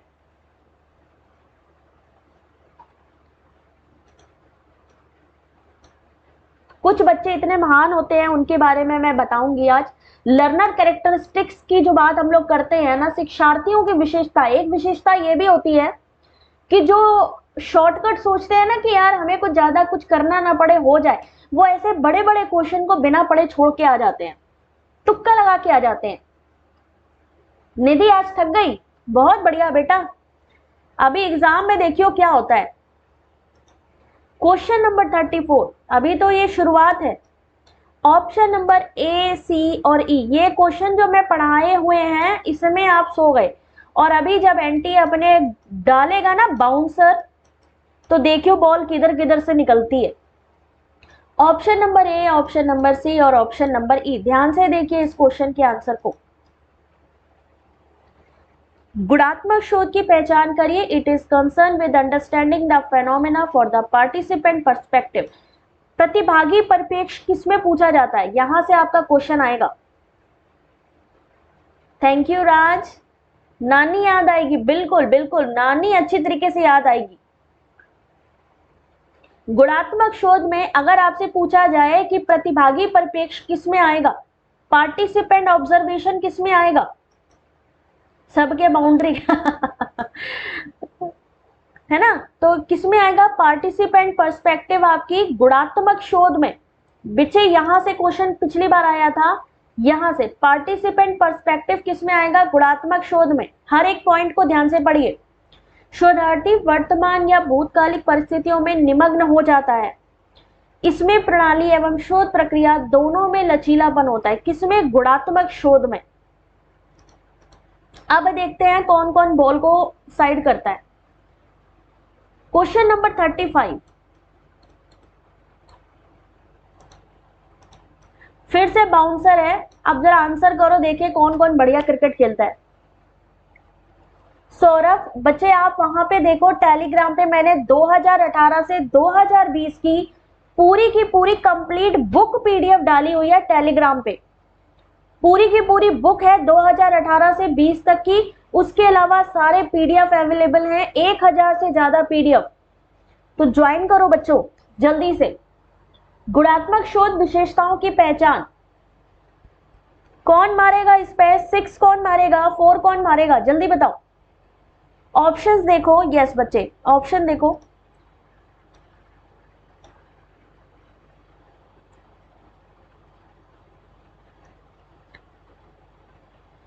ऑप्शन देखो, इतना बड़ा क्वेश्चन जा रहा अभी बच्चे, ये तो कुछ भी नहीं है। अभी जब एग्जाम सेंटर पे पहुंचोगे तब समझ में आएगा। और पूजा देशवाल फिर से तुक्का लगाती हुई। ध्यान से देखो इसे। गुणात्मक शोध की विशेषताएं कौन कौन सी होती हैं इसमें से बताओ भाई। क्वालिटेटिव रिसर्च, पढ़ोगे नहीं तो बढ़ोगे कैसे। Question number 35, option number B, A, B और ई। गुणात्मक शोध की विशेषताएं, किसी समस्या को चुनना और केंद्रीय परिघटना को विस्तृत समझ विकसित करना। Exploring a problem and developing a detail understanding of a central phenomena. साहित्य समीक्षा, थोड़ा सा जूम करके दिखा देते हैं एक बार, ध्यान रखना, मान लो क्वेश्चन रिपीट कर दें क्योंकि एनटीए का भरोसा नहीं है। पहला, exploring a problem and developing a detail understanding of a central phenomena, playing a minor role in a review of literature, यानी साहित्य समीक्षा का सूक्ष्म भूमिका निभाना परंतु समस्या को तर्कसंगत बनाना। Option number E, collecting data based on words from a small number of individuals, यानी कम संख्या में व्यक्तियों से शब्दों पर आधारित आंकड़े एकत्रित करना। क्वेश्चन नंबर 36,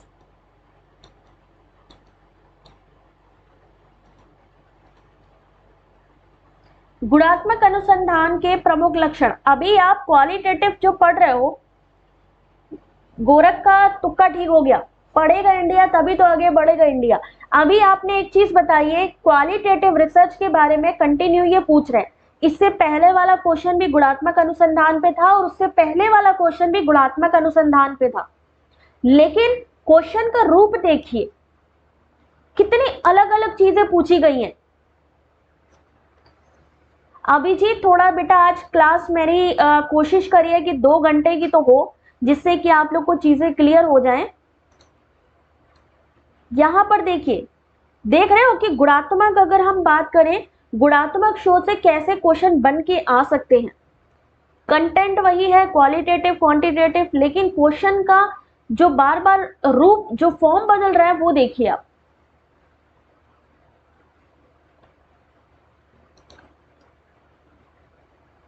मुझे लग रहा है hypothesis making and hypothesis testing भी आएगा। कौन बताएगा आएगा कि नहीं आएगा?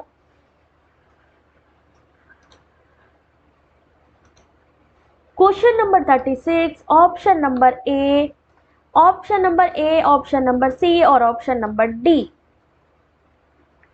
गुणात्मक शोध यानी क्वालिटेटिव, आंकड़ों के स्रोत के रूप में वास्तविक परिस्थितियां, आंकड़े शब्दों और चित्रों के रूप में होते हैं। इसमें जो डेटा होता है किस रूप में होता है? वर्ड और पिक्चर के रूप में। परिकल्पना बनाना और परिकल्पना का प्रशिक्षण करना। उसके अलावा कौन कौन से लक्षण हैं देखिए जरा ध्यान से। वास्तविक परिस्थितियां आंकड़ों के स्रोत में होती हैं, आंकड़ों को शब्दों चित्रों के माध्यम से दिखाया जाता है। पार्टिसिपेंट परिपेक्ष होता है, ठीक है। उसके अलावा पर्सपेक्टिव, आंकड़ों और समंक केंद्रित नहीं होती है। गुणों, चरित्र, व्यवहार, अमूर्त चीजों के अध्ययन में प्रयुक्त की जाती है। ये फ्लेक्सिबल होती है यानी लचीली होती है, यानी किसी नियम में शोधकर्ता को नहीं बंधना पड़ता, ठीक है। चलो क्वेश्चन नंबर 37। अब देखिए, अब आप 1 मिनट देखो, सेम चीज है ना, क्वालिटेटिव सेम चीज है ना, यहां पर भी क्वालिटेटिव, यहां पर भी क्वालिटेटिव था 3 क्वेश्चन, और यहां पर भी देखिए क्वालिटेटिव, लेकिन 4 बार क्वालिटेटिव आया है और चारों बार अलग अलग तरीके से आपके क्वेश्चन पूछे गए हैं। 4 लगातार आपने आतिशबाजियां देखी है ना।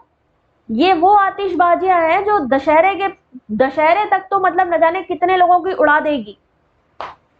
क्वालिटेटिव पे कितने सारे क्वेश्चंस हैं ये, लो जूम कर रहे हैं, अब देखना ध्यान से। क्वालिटेटिव रिसर्च के लक्षणों की पहचान कीजिए।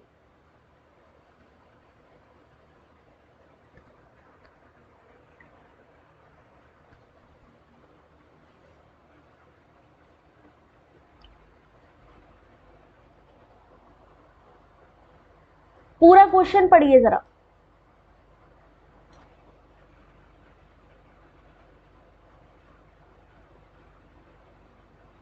एक्चुअली में यही है एग्जाम का पैटर्न, एक्चुअली में ये है, ऐसा ही आएगा। ऑप्शंस देखिए क्या होगा, A B C, B C D, A C E या फिर सी डी और ई।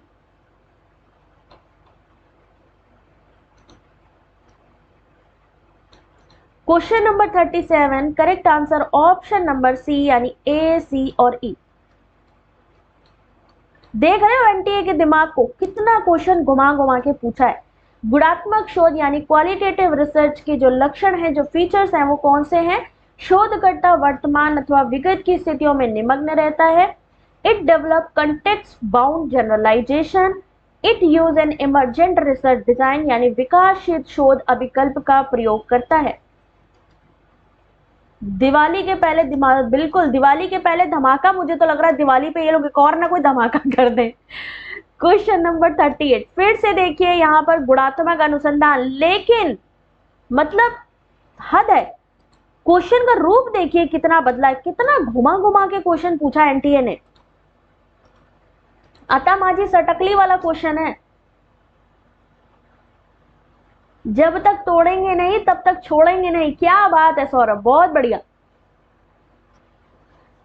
लालमन आंसर करो बेटा। देख रहे हो क्वालिटेटिव से कैसे क्वेश्चन घुमा घुमा के कर रहा है।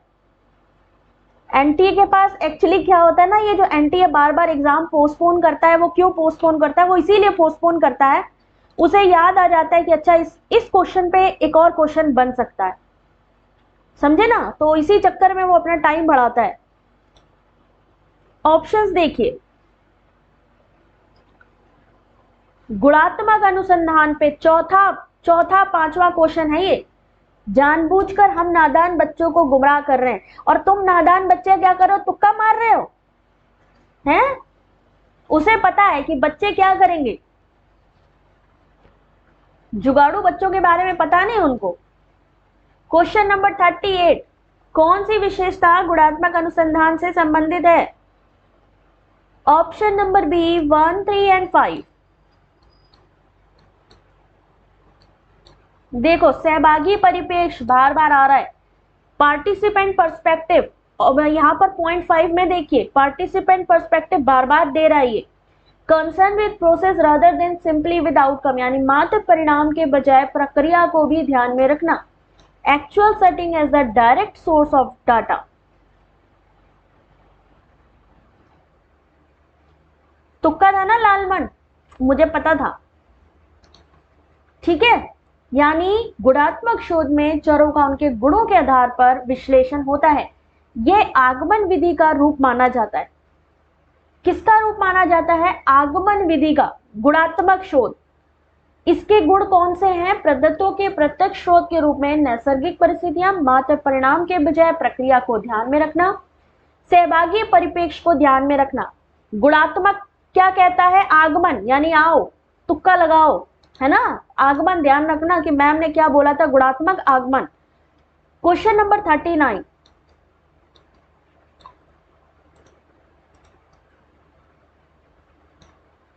चलिए फिर से देखिए गुणात्मक, लेकिन कैसे क्वेश्चन को घुमा के पूछा गया है।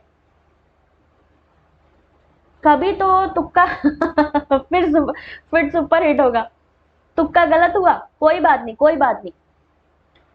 एक चीज का ध्यान रखिएगा, इन चक्करों में मत पड़िएगा कि लाइन से हमें 1 से लेके 10 क्वेश्चन या 1 से 50 क्वेश्चन सॉल्व करने, बिल्कुल भी नहीं। जब भी क्वेश्चन पेपर देखना, जरा सा भी लगे कि ये क्वेश्चन मुझे थोड़ा डिफिकल्ट लग रहा है तो आगे बढ़ो। क्वेश्चन नंबर 39,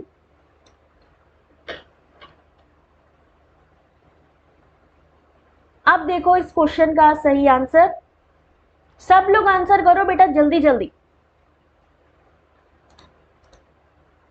सही आंसर है ऑप्शन नंबर 1, यानी दोनों ही कथन सही हैं। गुणात्मक शोध कुछ खास विशेषताओं को साझा करने वाली विभिन्न शोध रणनीतियों का परिसूचक एक व्यापक पद है। उसके अलावा गुणात्मक शोध में संग्रहित शोध आंकड़ों से है। The research data collect in qualitative research had been term as a soft, rich in description of people, place and conservation. एक बार इसका जो एक्सप्लेनेशन है थोड़ा सा जूम करके दिखा दे रही हूँ, हिंदी वाले तो आराम से समझ लेंगे। दोनों ही सही हैं, और यहाँ जो स्टेटमेंट दिए हैं, गुणात्मक शोध कुछ खास विशेषताओं को साझा करने वाली विभिन्न शोध रणनीतियों का परिसूचक एक व्यापक पद है। कौन कौन सी विशेषता है गुणात्मक शोध की? तो पहली बात, ये आगमनात्मक तर्क का उपागम का है, प्रयोग करता है, नम्यता होती है, सांख्यिकीय उपकरण का कम प्रयोग होता है, वास्तविक परिदृश्यों को प्रदत्तों का प्रत्यक्ष स्रोत होना, प्रदत्तों का चित्र एवं शब्दों के रूप में प्रस्तुत होना। ठीक है, ये सब किसकी विशेषता है? गुणात्मक शोध की। Question number 40,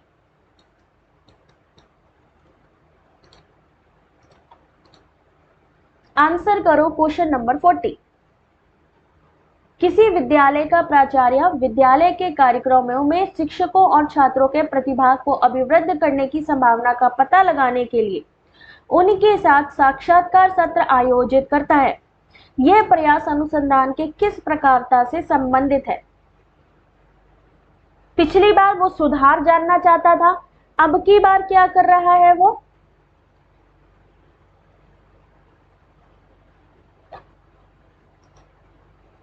evaluation research, fundamental, action research और applied.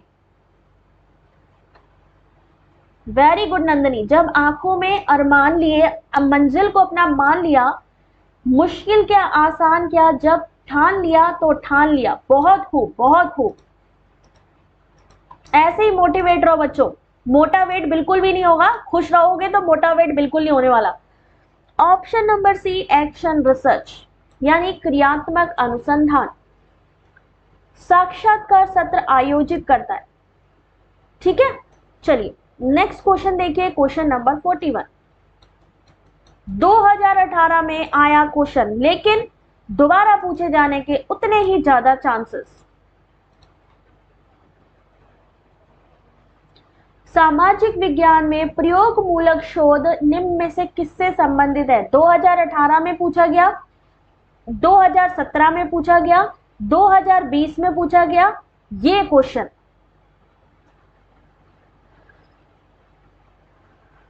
Fictional narratives, positivist philosophy, historical artifacts और रिलीजियस प्रैक्टिसेस।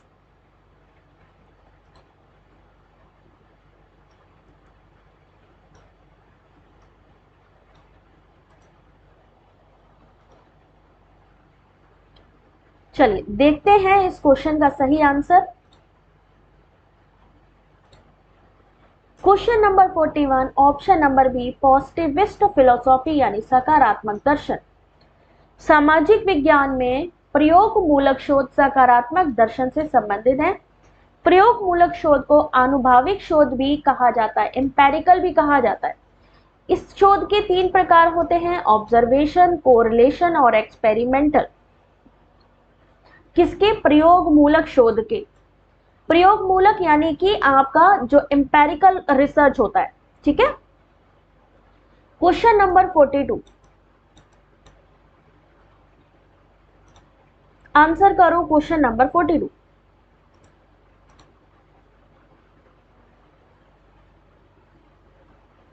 पच्चीस लोगों के साक्षात्कार के आधार पर एक अनुसंधानकर्ता प्रतिवेदन तैयार करता है। यह अनुसंधान किस वर्ग के अनुसंधान के अंतर्गत आएगा? क्वांटिटेटिव, क्वालिटेटिव, हिस्टोरिकल और एक्सपेरिमेंटल। क्वांटिटेटिव और क्वालिटेटिव के बीच में क्या डिफरेंस है? What is the difference between qualitative और क्वांटिटेटिव? कौन बताएगा मुझे?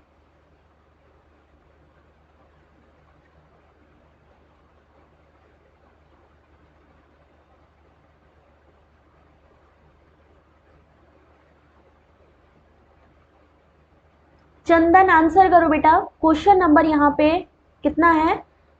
मैं तो क्वेश्चन नंबर 42। 25 लोगों का एक अनुसंधान करता यानी कि researcher prepared a report based on the interview of 25 people under which category this research can be placed?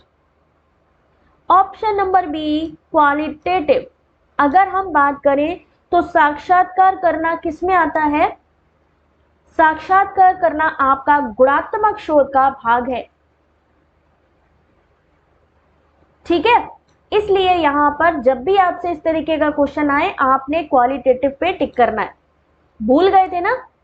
चलो क्वेश्चन नंबर 43।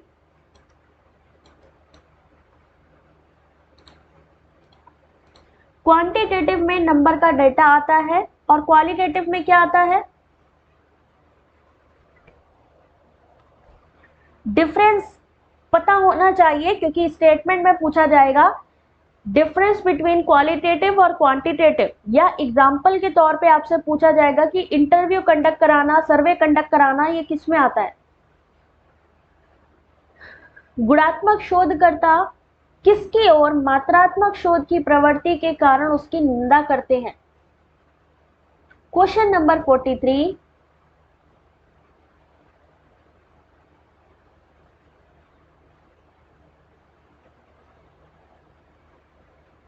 चलिए देखते हैं इस क्वेश्चन का सही आंसर। ऑप्शन नंबर सी हासवाद यानी रिडक्शनिज्म। इस क्वेश्चन का सही आंसर है ऑप्शन नंबर सी। ध्यान से देखिए, ऑप्शन नंबर सी रिडक्शनिज्म। गुणात्मक शोधकर्ता ह्रासवाद की ओर मात्रात्मक शोध की प्रवृत्ति के कारण उसकी निंदा करते हैं। गुणात्मक अनुसंधान की क्रियाकलाप गुणात्मक घटनाक्रमों पर केंद्रित होते हैं, जबकि मात्रात्मक प्रकार से मापित होने वाली घटनाओं का अध्ययन करते हैं। मात्रा और गुण का अंतर, बिल्कुल सही। सब आउट हो गए इस क्वेश्चन में, क्योंकि correct answer is option number C. Question number 44। अब आपका एक्स पोस्ट फैक्टो रिसर्च से क्वेश्चन डलने जा रहा है। Question number 44। अच्छा, आप में से कितने लोगों का 20 तारीख को, 21 तारीख को, 22 तारीख को या 23 तारीख को पेपर है? आप में से है कोई? अपने अपने हैंड्स अप करो जिनका इधर एग्जाम है 20, 21, 22, 23।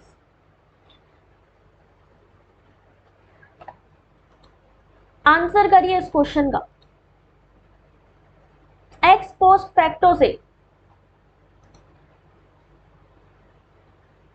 एक शिक्षक अभिभावकों की शैक्षणिक स्थिति और छात्रों की शैक्षिक उपलब्धियों के बीच संबंध स्थापित करना चाहता है। इस अध्ययन के लिए कौन सी अनुसंधान विधि उचित मानी जाएगी? किसी का नहीं है? कादिर 10 अक्टूबर, किसी का नहीं है ना? मोस्टली आई थिंक वो सब्जेक्ट हैं जो बहुत कम चूज किए गए हैं।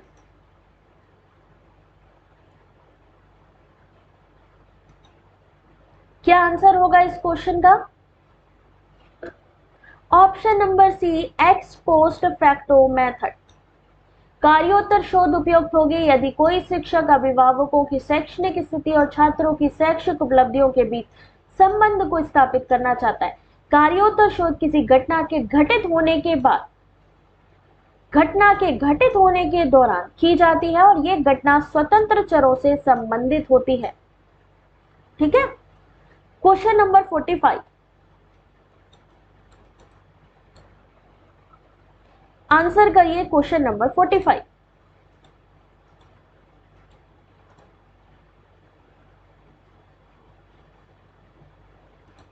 क्या है क्वेश्चन आपका? जब आश्रित चर पर प्रभाव प्रेक्षित करने हेतु निराश्रित चर में जोड़ तोड़ करने के बजाय उसे चुन लिया जाता है तो शीघ्र उपयोग की गई इस विधि को क्या कहेंगे?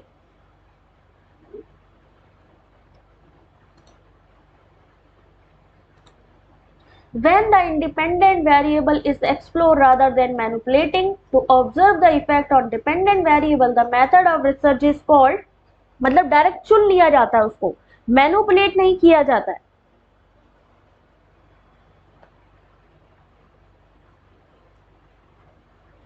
चलिए देखते हैं question number 45, option number 1, x post facto. After the fact, ठीक है, कोई चीज घटित होने के बाद यहां पर क्या होता है, जोड़ तोड़ करने के बजाय, मैनिपुलेटिंग करने के बजाय क्या किया जाता है, डायरेक्ट उसको चूज कर लिया जाता है। Question number 46।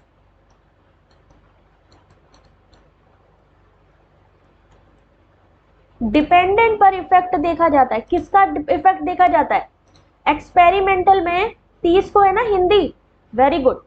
टाइम नहीं है, कैसे टाइम निकल जाएगा पता नहीं चलेगा। हिंदी का पेपर जो है मैंने PYQ का डाला था, उसको वीडियो जरूर देख लेना। कोई विश्वविद्यालय शिक्षक विद्यार्थियों के सृजनात्मक स्तर के संदर्भ में विशिष्ट प्रोजेक्ट क्रियान्वित करने में उसके निष्पादन का अध्ययन करने की योजना बनाता है। इस संदर्भ में कौन सी शोध विधि उपयुक्त होगी?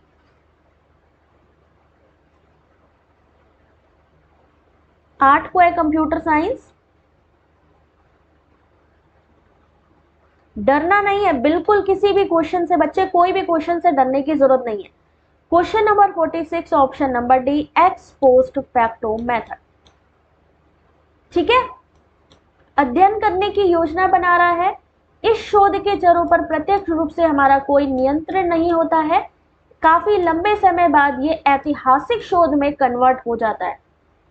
कौन कन्वर्ट हो जाता है? एक्स पोस्ट फैक्टो एक टाइम के बाद हिस्टोरिकल में कन्वर्ट हो जाता है। याद रखिए, ये पूछा जा सकता है कि कौन सा ऐसा रिसर्च जो मेथड है जो एक टाइम के बाद ऐतिहासिक बन जाता है, तो वो है कार्योत्तर विधि। इसका प्रयोग कहाँ किया जाता है? सामाजिक विज्ञान में प्रयोग किया जाता है। किसके लिए आयोजित किया जाता है? किसी घटना के संदर्भ में आयोजित किया जाता है और प्रत्यक्ष रूप से इस पे कोई नियंत्रण नहीं होता। 47 समझ में आ रहा है? यहां पे आपको कंटिन्यू मैंने रिसर्च में जो टाइप्स हैं, किस तरीके के क्वेश्चन आते हैं वो आपको दिखाए हैं। डरने की कुछ जरूरत नहीं है। एकता हेलो बेटा, ठीक है, आंसर करो ज्यादा से ज्यादा क्वेश्चन। निधि मैं कानपुर से हूं बेटा।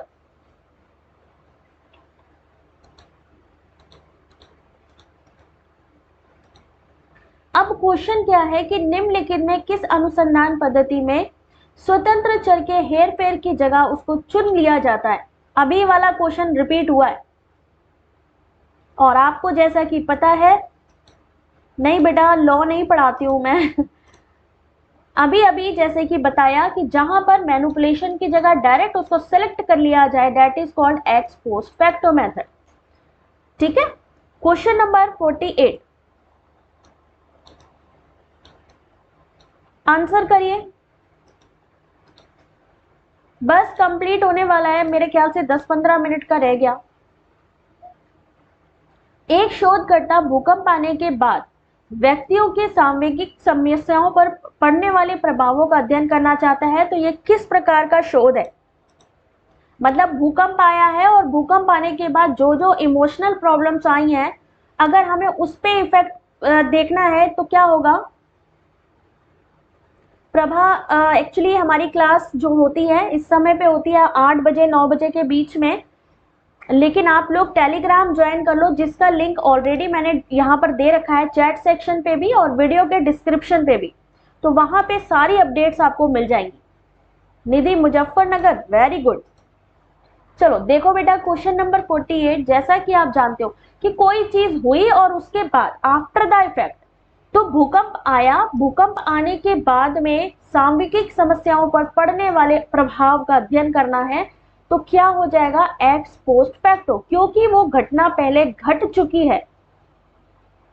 ठीक है, इस शोध के अंतर्गत शोधकर्ता यानी रिसर्चर घटना के प्रभाव को खोजकर उसके संबंधित संभावित कारणों का पता लगाने का प्रयास करता है कि क्यों हुआ। Question number 49,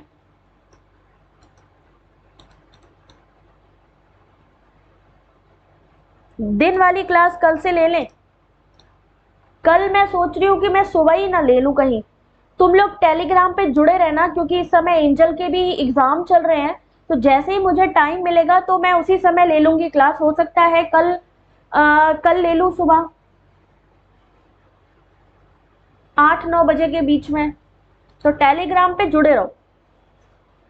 choose the correct option from the following. Zoom करें, 1 मिनट होल्ड करो जरा सा।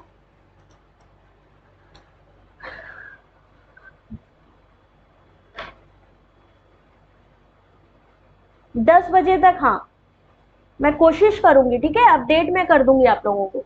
क्वेश्चन नंबर 49, पूरा क्वेश्चन पढ़ो बेटा।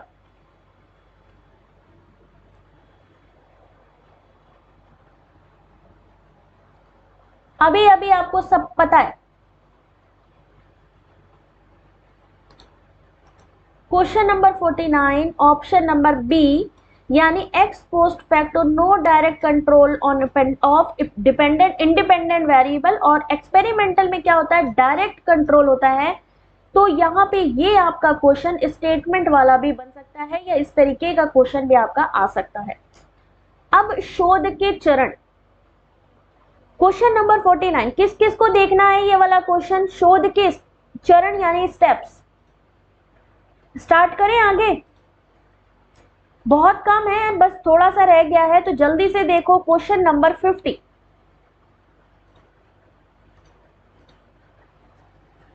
आंकड़ों के द्वितीयक स्रोत कौन से हैं, सेकेंडरी सोर्स ऑफ डेटा, इनमें से कौन से हैं।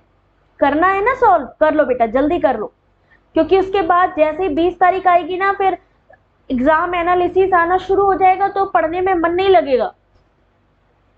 कौन आंकड़ों के द्वितीयक यानी सेकेंडरी सोर्स ऑफ डेटा है इसमें से। सुनील, रेनू, एक बारी बेटा वीडियो को थोड़ा सा बैक करके फिर से स्टार्ट करो।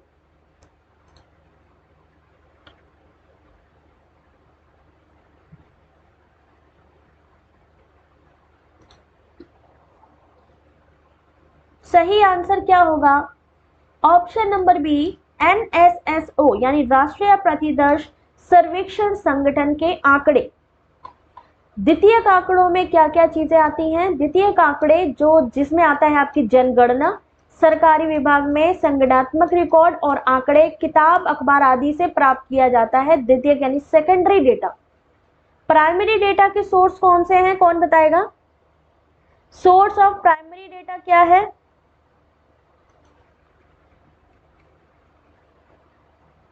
कोई बात नहीं Renu, source of primary data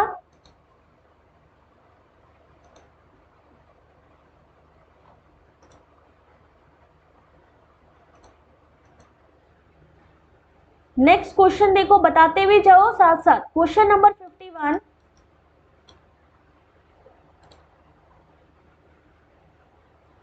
answer करो। इंटरव्यू, क्वेश्चनियर, ओरल नरेटिव्स, बिल्कुल सही। अवलोकन। क्वेश्चन नंबर 51, डेविड नेचमियास द्वारा अभिज्ञात शोध प्रक्रिया के चरणों के सही क्रम की पहचान कीजिए।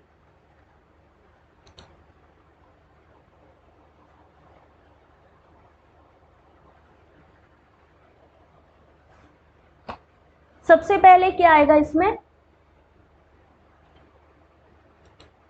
चलिए देखते हैं। ऑप्शन नंबर डी, यानी सबसे पहले आएगा समस्या की पहचान करना। किसी भी शोध में, किसी भी रिसर्च में सबसे पहले क्या होता है? रिसर्च करी क्यों जाती है? किसी प्रॉब्लम के सॉल्यूशन के लिए, पता लगाने के लिए कि कोई चीज क्यों हुई या कोई प्रॉब्लम आ गई है, उसका सॉल्यूशन कैसे करना है, तो उसके लिए होती है। तो सबसे पहले क्या आएगा? समस्या की पहचान करना।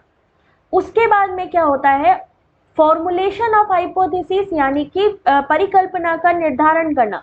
फिर आता है रिसर्च डिजाइन, फिर आता है डेटा कलेक्शन और सबसे लास्ट में आएगा डेटा एनालिसिस और जनरलाइजेशन। सबसे पहले समस्या की पहचान, परिकल्पना का निर्माण, परिकल्पना के बाद शोध अभिकल्प, शोध अभिकल्प के बाद शोध डिजाइनिंग के बाद डेटा कलेक्शन और डेटा कलेक्शन के बाद generalization. Next question, question number कौन सा है ये? 52। आंसर करिए जल्दी से इस क्वेश्चन का।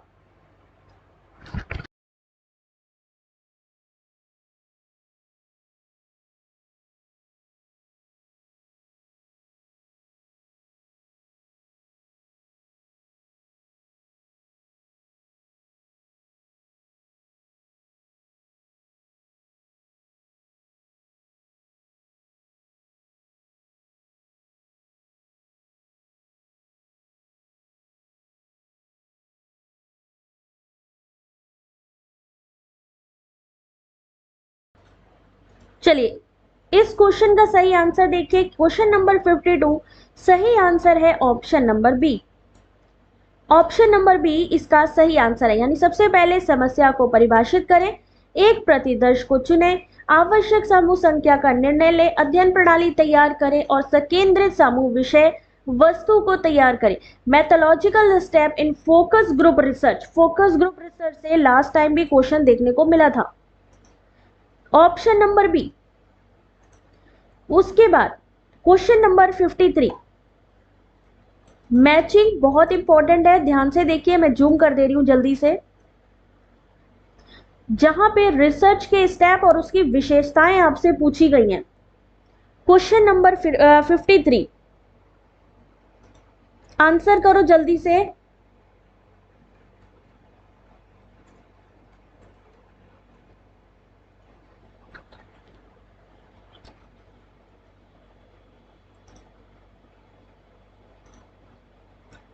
क्या होगा इस क्वेश्चन का सही आंसर? आज सब थक गए? बस बेटा कंप्लीट होने वाला है, जल्दी जल्दी करो। आज सब थक गए हैं, क्योंकि एक्चुअली में ये थकाने वाला ही प्रोसेस है। जो एनटीए का एग्जाम है एक्चुअली में ऐसा ही है। क्वेश्चन नंबर 53, ऑप्शंस देखिए। 3 घंटे जब आप कंटिन्यू आप क्वेश्चन पेपर को देखते हो तो आपका जो पेशेंस लेवल है वो खत्म हो जाता है। अभी ऑप्शंस देखो बेटा,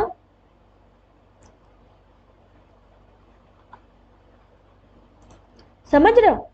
ऐसे ही क्वेश्चन, अभी सोचो ये आप 2 घंटे में थक गए, वहां पे क्या करना है, 3 घंटे आपको इस पे काम करना है, 3 घंटे काम करना है। ऑप्शन नंबर बी, यानी रिसर्च प्रॉब्लम डेफिनेशन किस में आएगा आपका, option number 4, academic and social value of the research question to be weighted। Formulation of research किस में आएगा आपका, फॉर्मुलेशन ऑफ रिसर्च आएगा आपका ऑप्शन नंबर 3, चरों को सुस्पष्ट शब्दावली में परिभाषित करना। शोध का प्रारूप, option number 2, development of a conceptual framework which is an accord with the hypothesis of research. Data analysis, option number 1, तकनीकों की उपयुक्तता और उसका अनुप्रयोग। ये मैचिंग आपकी बहुत बार आई है, एक बार और देखोगे, चलो देख लेना, क्योंकि एग्जाम टाइम पे कोई गैप नहीं है। एक बार आपका जो क्लॉक स्टार्ट हुआ ना, वो टक टक टक टक टक टक टक टक चल चल के कब तीन घंटे निकल जाएंगे पता नहीं चलेगा। थकना नहीं है, इसीलिए याद रखना, आंसर करो। परमेश्वरी थके नहीं हो, वेरी गुड। पता नहीं चलता है वहां वहां बिल्कुल नहीं पता चलता एग्जाम हॉल में।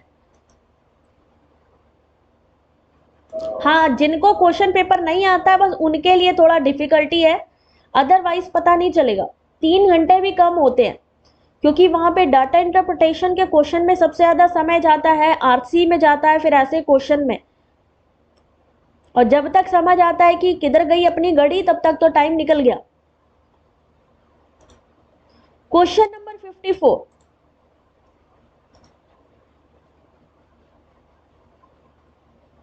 देखिए ध्यान से इस क्वेश्चन का आंसर, ऑप्शन नंबर सी, यानी option number A, option number B, option number D और ऑप्शन नंबर ई। विद्यमान साहित्य का पता लगाने के लिए का उद्देश्य किन विषयों की पहचान करना है, कि इस क्षेत्र में पहले से कौन सा ज्ञान है, कौन सी संकल्पना है, सिद्धांत है, क्षेत्र में महत्वपूर्ण विवाद क्या है और इस क्षेत्र के निष्कर्षों में कोई असंगति तो नहीं है। विद्यमान साहित्य का पता लगाने, क्वेश्चन नंबर 55।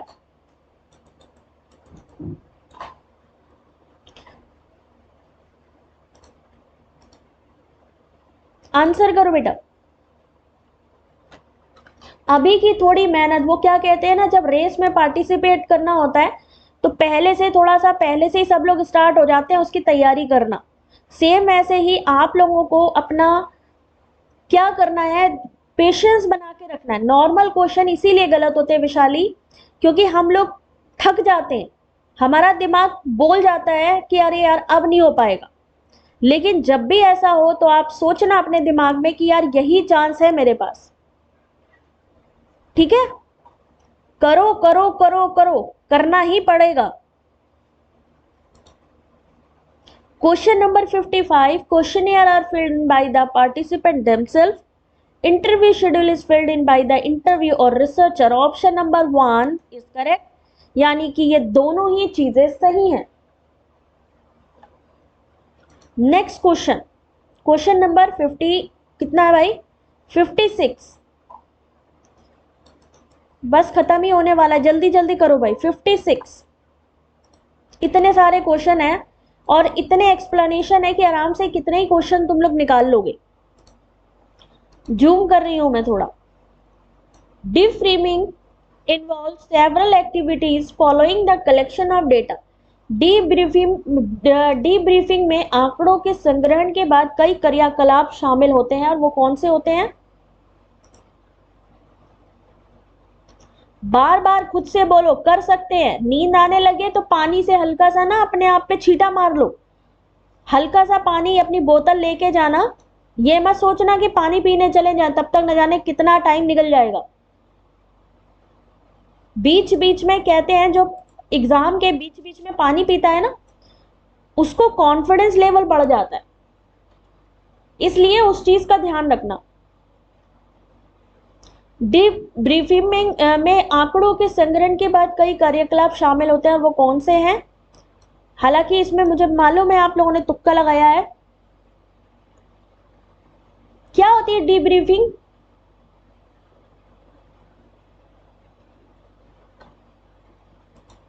कोई बात नहीं, चलो देखते हैं इसका आंसर।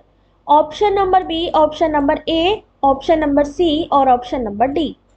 डी ब्रीफिंग में आंकड़ों के संग्रहण के बाद कई क्रियाकलाप शामिल हैं। किसी विवरण की व्याख्या, अध्ययन के प्रयोजन का वर्णन, अध्ययन के उपरांत अनुवर्ती चिकित्सा या मनोवैज्ञानिक अध्ययन, explanation of any description, description of the purpose of the study, post study follow up, medical और psychological attention. Option number B. 57, question number 57,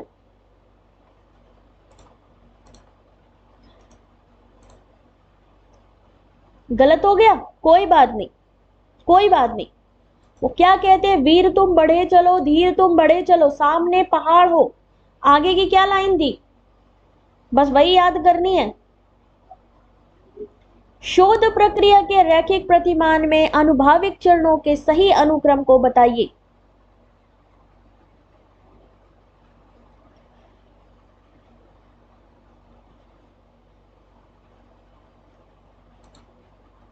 मौका बार बार नहीं मिलता है, याद रखना। इस क्वेश्चन का सही आंसर ऑप्शन नंबर डी। सबसे पहले क्या आएगा, collection, sampling, hypothesis theory, interpretation और ऑपरेशनलाइजेशन, यानी संग्रहण, प्रतिचयन, प्राकल्पना, सिद्धांत, निर्वचन और सबसे लास्ट में संक्रियात्मकीकरण।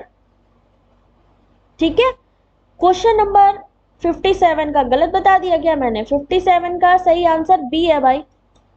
लगा तो मुझे डी था यार, डी मुझे सही लग रहा है, बी आंसर है भाई इसका। शोध प्रक्रिया के रैखिक प्रतिमान में अनुभाविक चरणों का सही क्रम, सबसे पहले सिद्धांत, परिकल्पना, प्रतिचयन, संग्रहण, निर्वचन, प्रमाणीकरण। लेकिन मैंने यार ये भी पढ़ा था कि डी भी है, लग रहा है। एक बार तुम लोग कंफर्म कर लेना इसको, ठीक है। बट एज यहाँ पर ये जो इसका आंसर बी है, बट मैंने डी भी पढ़ा हुआ है, तो एक बार थोड़ा सा इसको क्रॉस चेक कर लेना, ठीक है। चलो क्वेश्चन नंबर 58, बस थोड़ा सा रह गया। कभी कभी क्या होता है, देखा है आप लोगों ने कि रास्ता लंबा होता है, तो हम लोग क्या करते हैं कि उसको ये कहते हैं कि भाई बस थोड़ा सा ही रह गया, है ना। तो एग्जाम टाइम पर भी यही कहना है, बस थोड़ा सा रह गया, बस थोड़ी सी और दम लगानी है। प्रियंका आंसर करो बेटा, क्वेश्चन नंबर 58। और कुछ लोग तो धूम की जो बाइक नहीं है, धूम 3 में जो बाइक आई थी, धूम में, धूम मूवी देखी है? किसने देखी है धूम मूवी? उसमें जो बाइक नहीं थी, उसमें वो रेस लगाते हैं, है ना। कुछ लोग तो इतने महान होते हैं कि उस बाइक पे बैठ के जो 3 घंटे का पेपर है वो 2 घंटे में सॉल्व करके आ जाते हैं। ऐसे भी होते हैं। लर्नर कैरेक्टरिस्टिक, शिक्षार्थी की विशेषताएं, ये भी एक है। 58 सही आंसर देखिए ऑप्शन नंबर बी, यानी एक सही है और जो दूसरा यानी रीजन दिया गया है वो गलत है। शोध प्रश्न का किसी विद्यमान सिद्धांत अथवा शोध से कुछ संबंध होना चाहिए। रीजन है कि सूत्रबद्ध शोध प्रश्न को अत्यधिक विस्तृत अथवा अत्यधिक संकीर्ण होना चाहिए, ये गलत है ना। चलो क्वेश्चन नंबर 59, अभी पीडीएफ भी पढ़ लेना, ठीक है। मैं 5 से 10 मिनट में आप लोगों को प्रोवाइड कर दूंगी। आंसर करिए, which of the following are advantages of observation as a tool of data collection. Zoom करके दिखा रही हूं, एक बार जूम करके देखिए।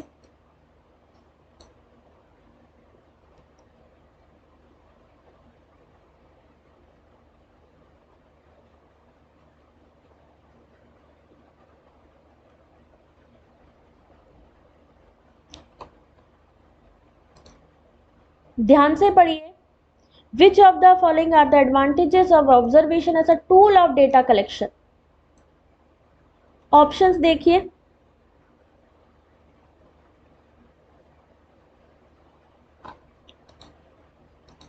ध्यान से देखिए। Question number 59 option number D, यानी ऑप्शन नंबर सी, डी और ई इसका सही आंसर है। Which of the following are the advantages of observation as a tool of data collection? Observation are known for directness. Artificiality can be minimized in observational studies. Recording devices can be used in observational studies for accuracy. Question number 60 नहीं है, चलिए हो गया है यहाँ पे काम तमाम, यानी हो गए हैं 59 क्वेश्चंस यहाँ पे सॉल्व।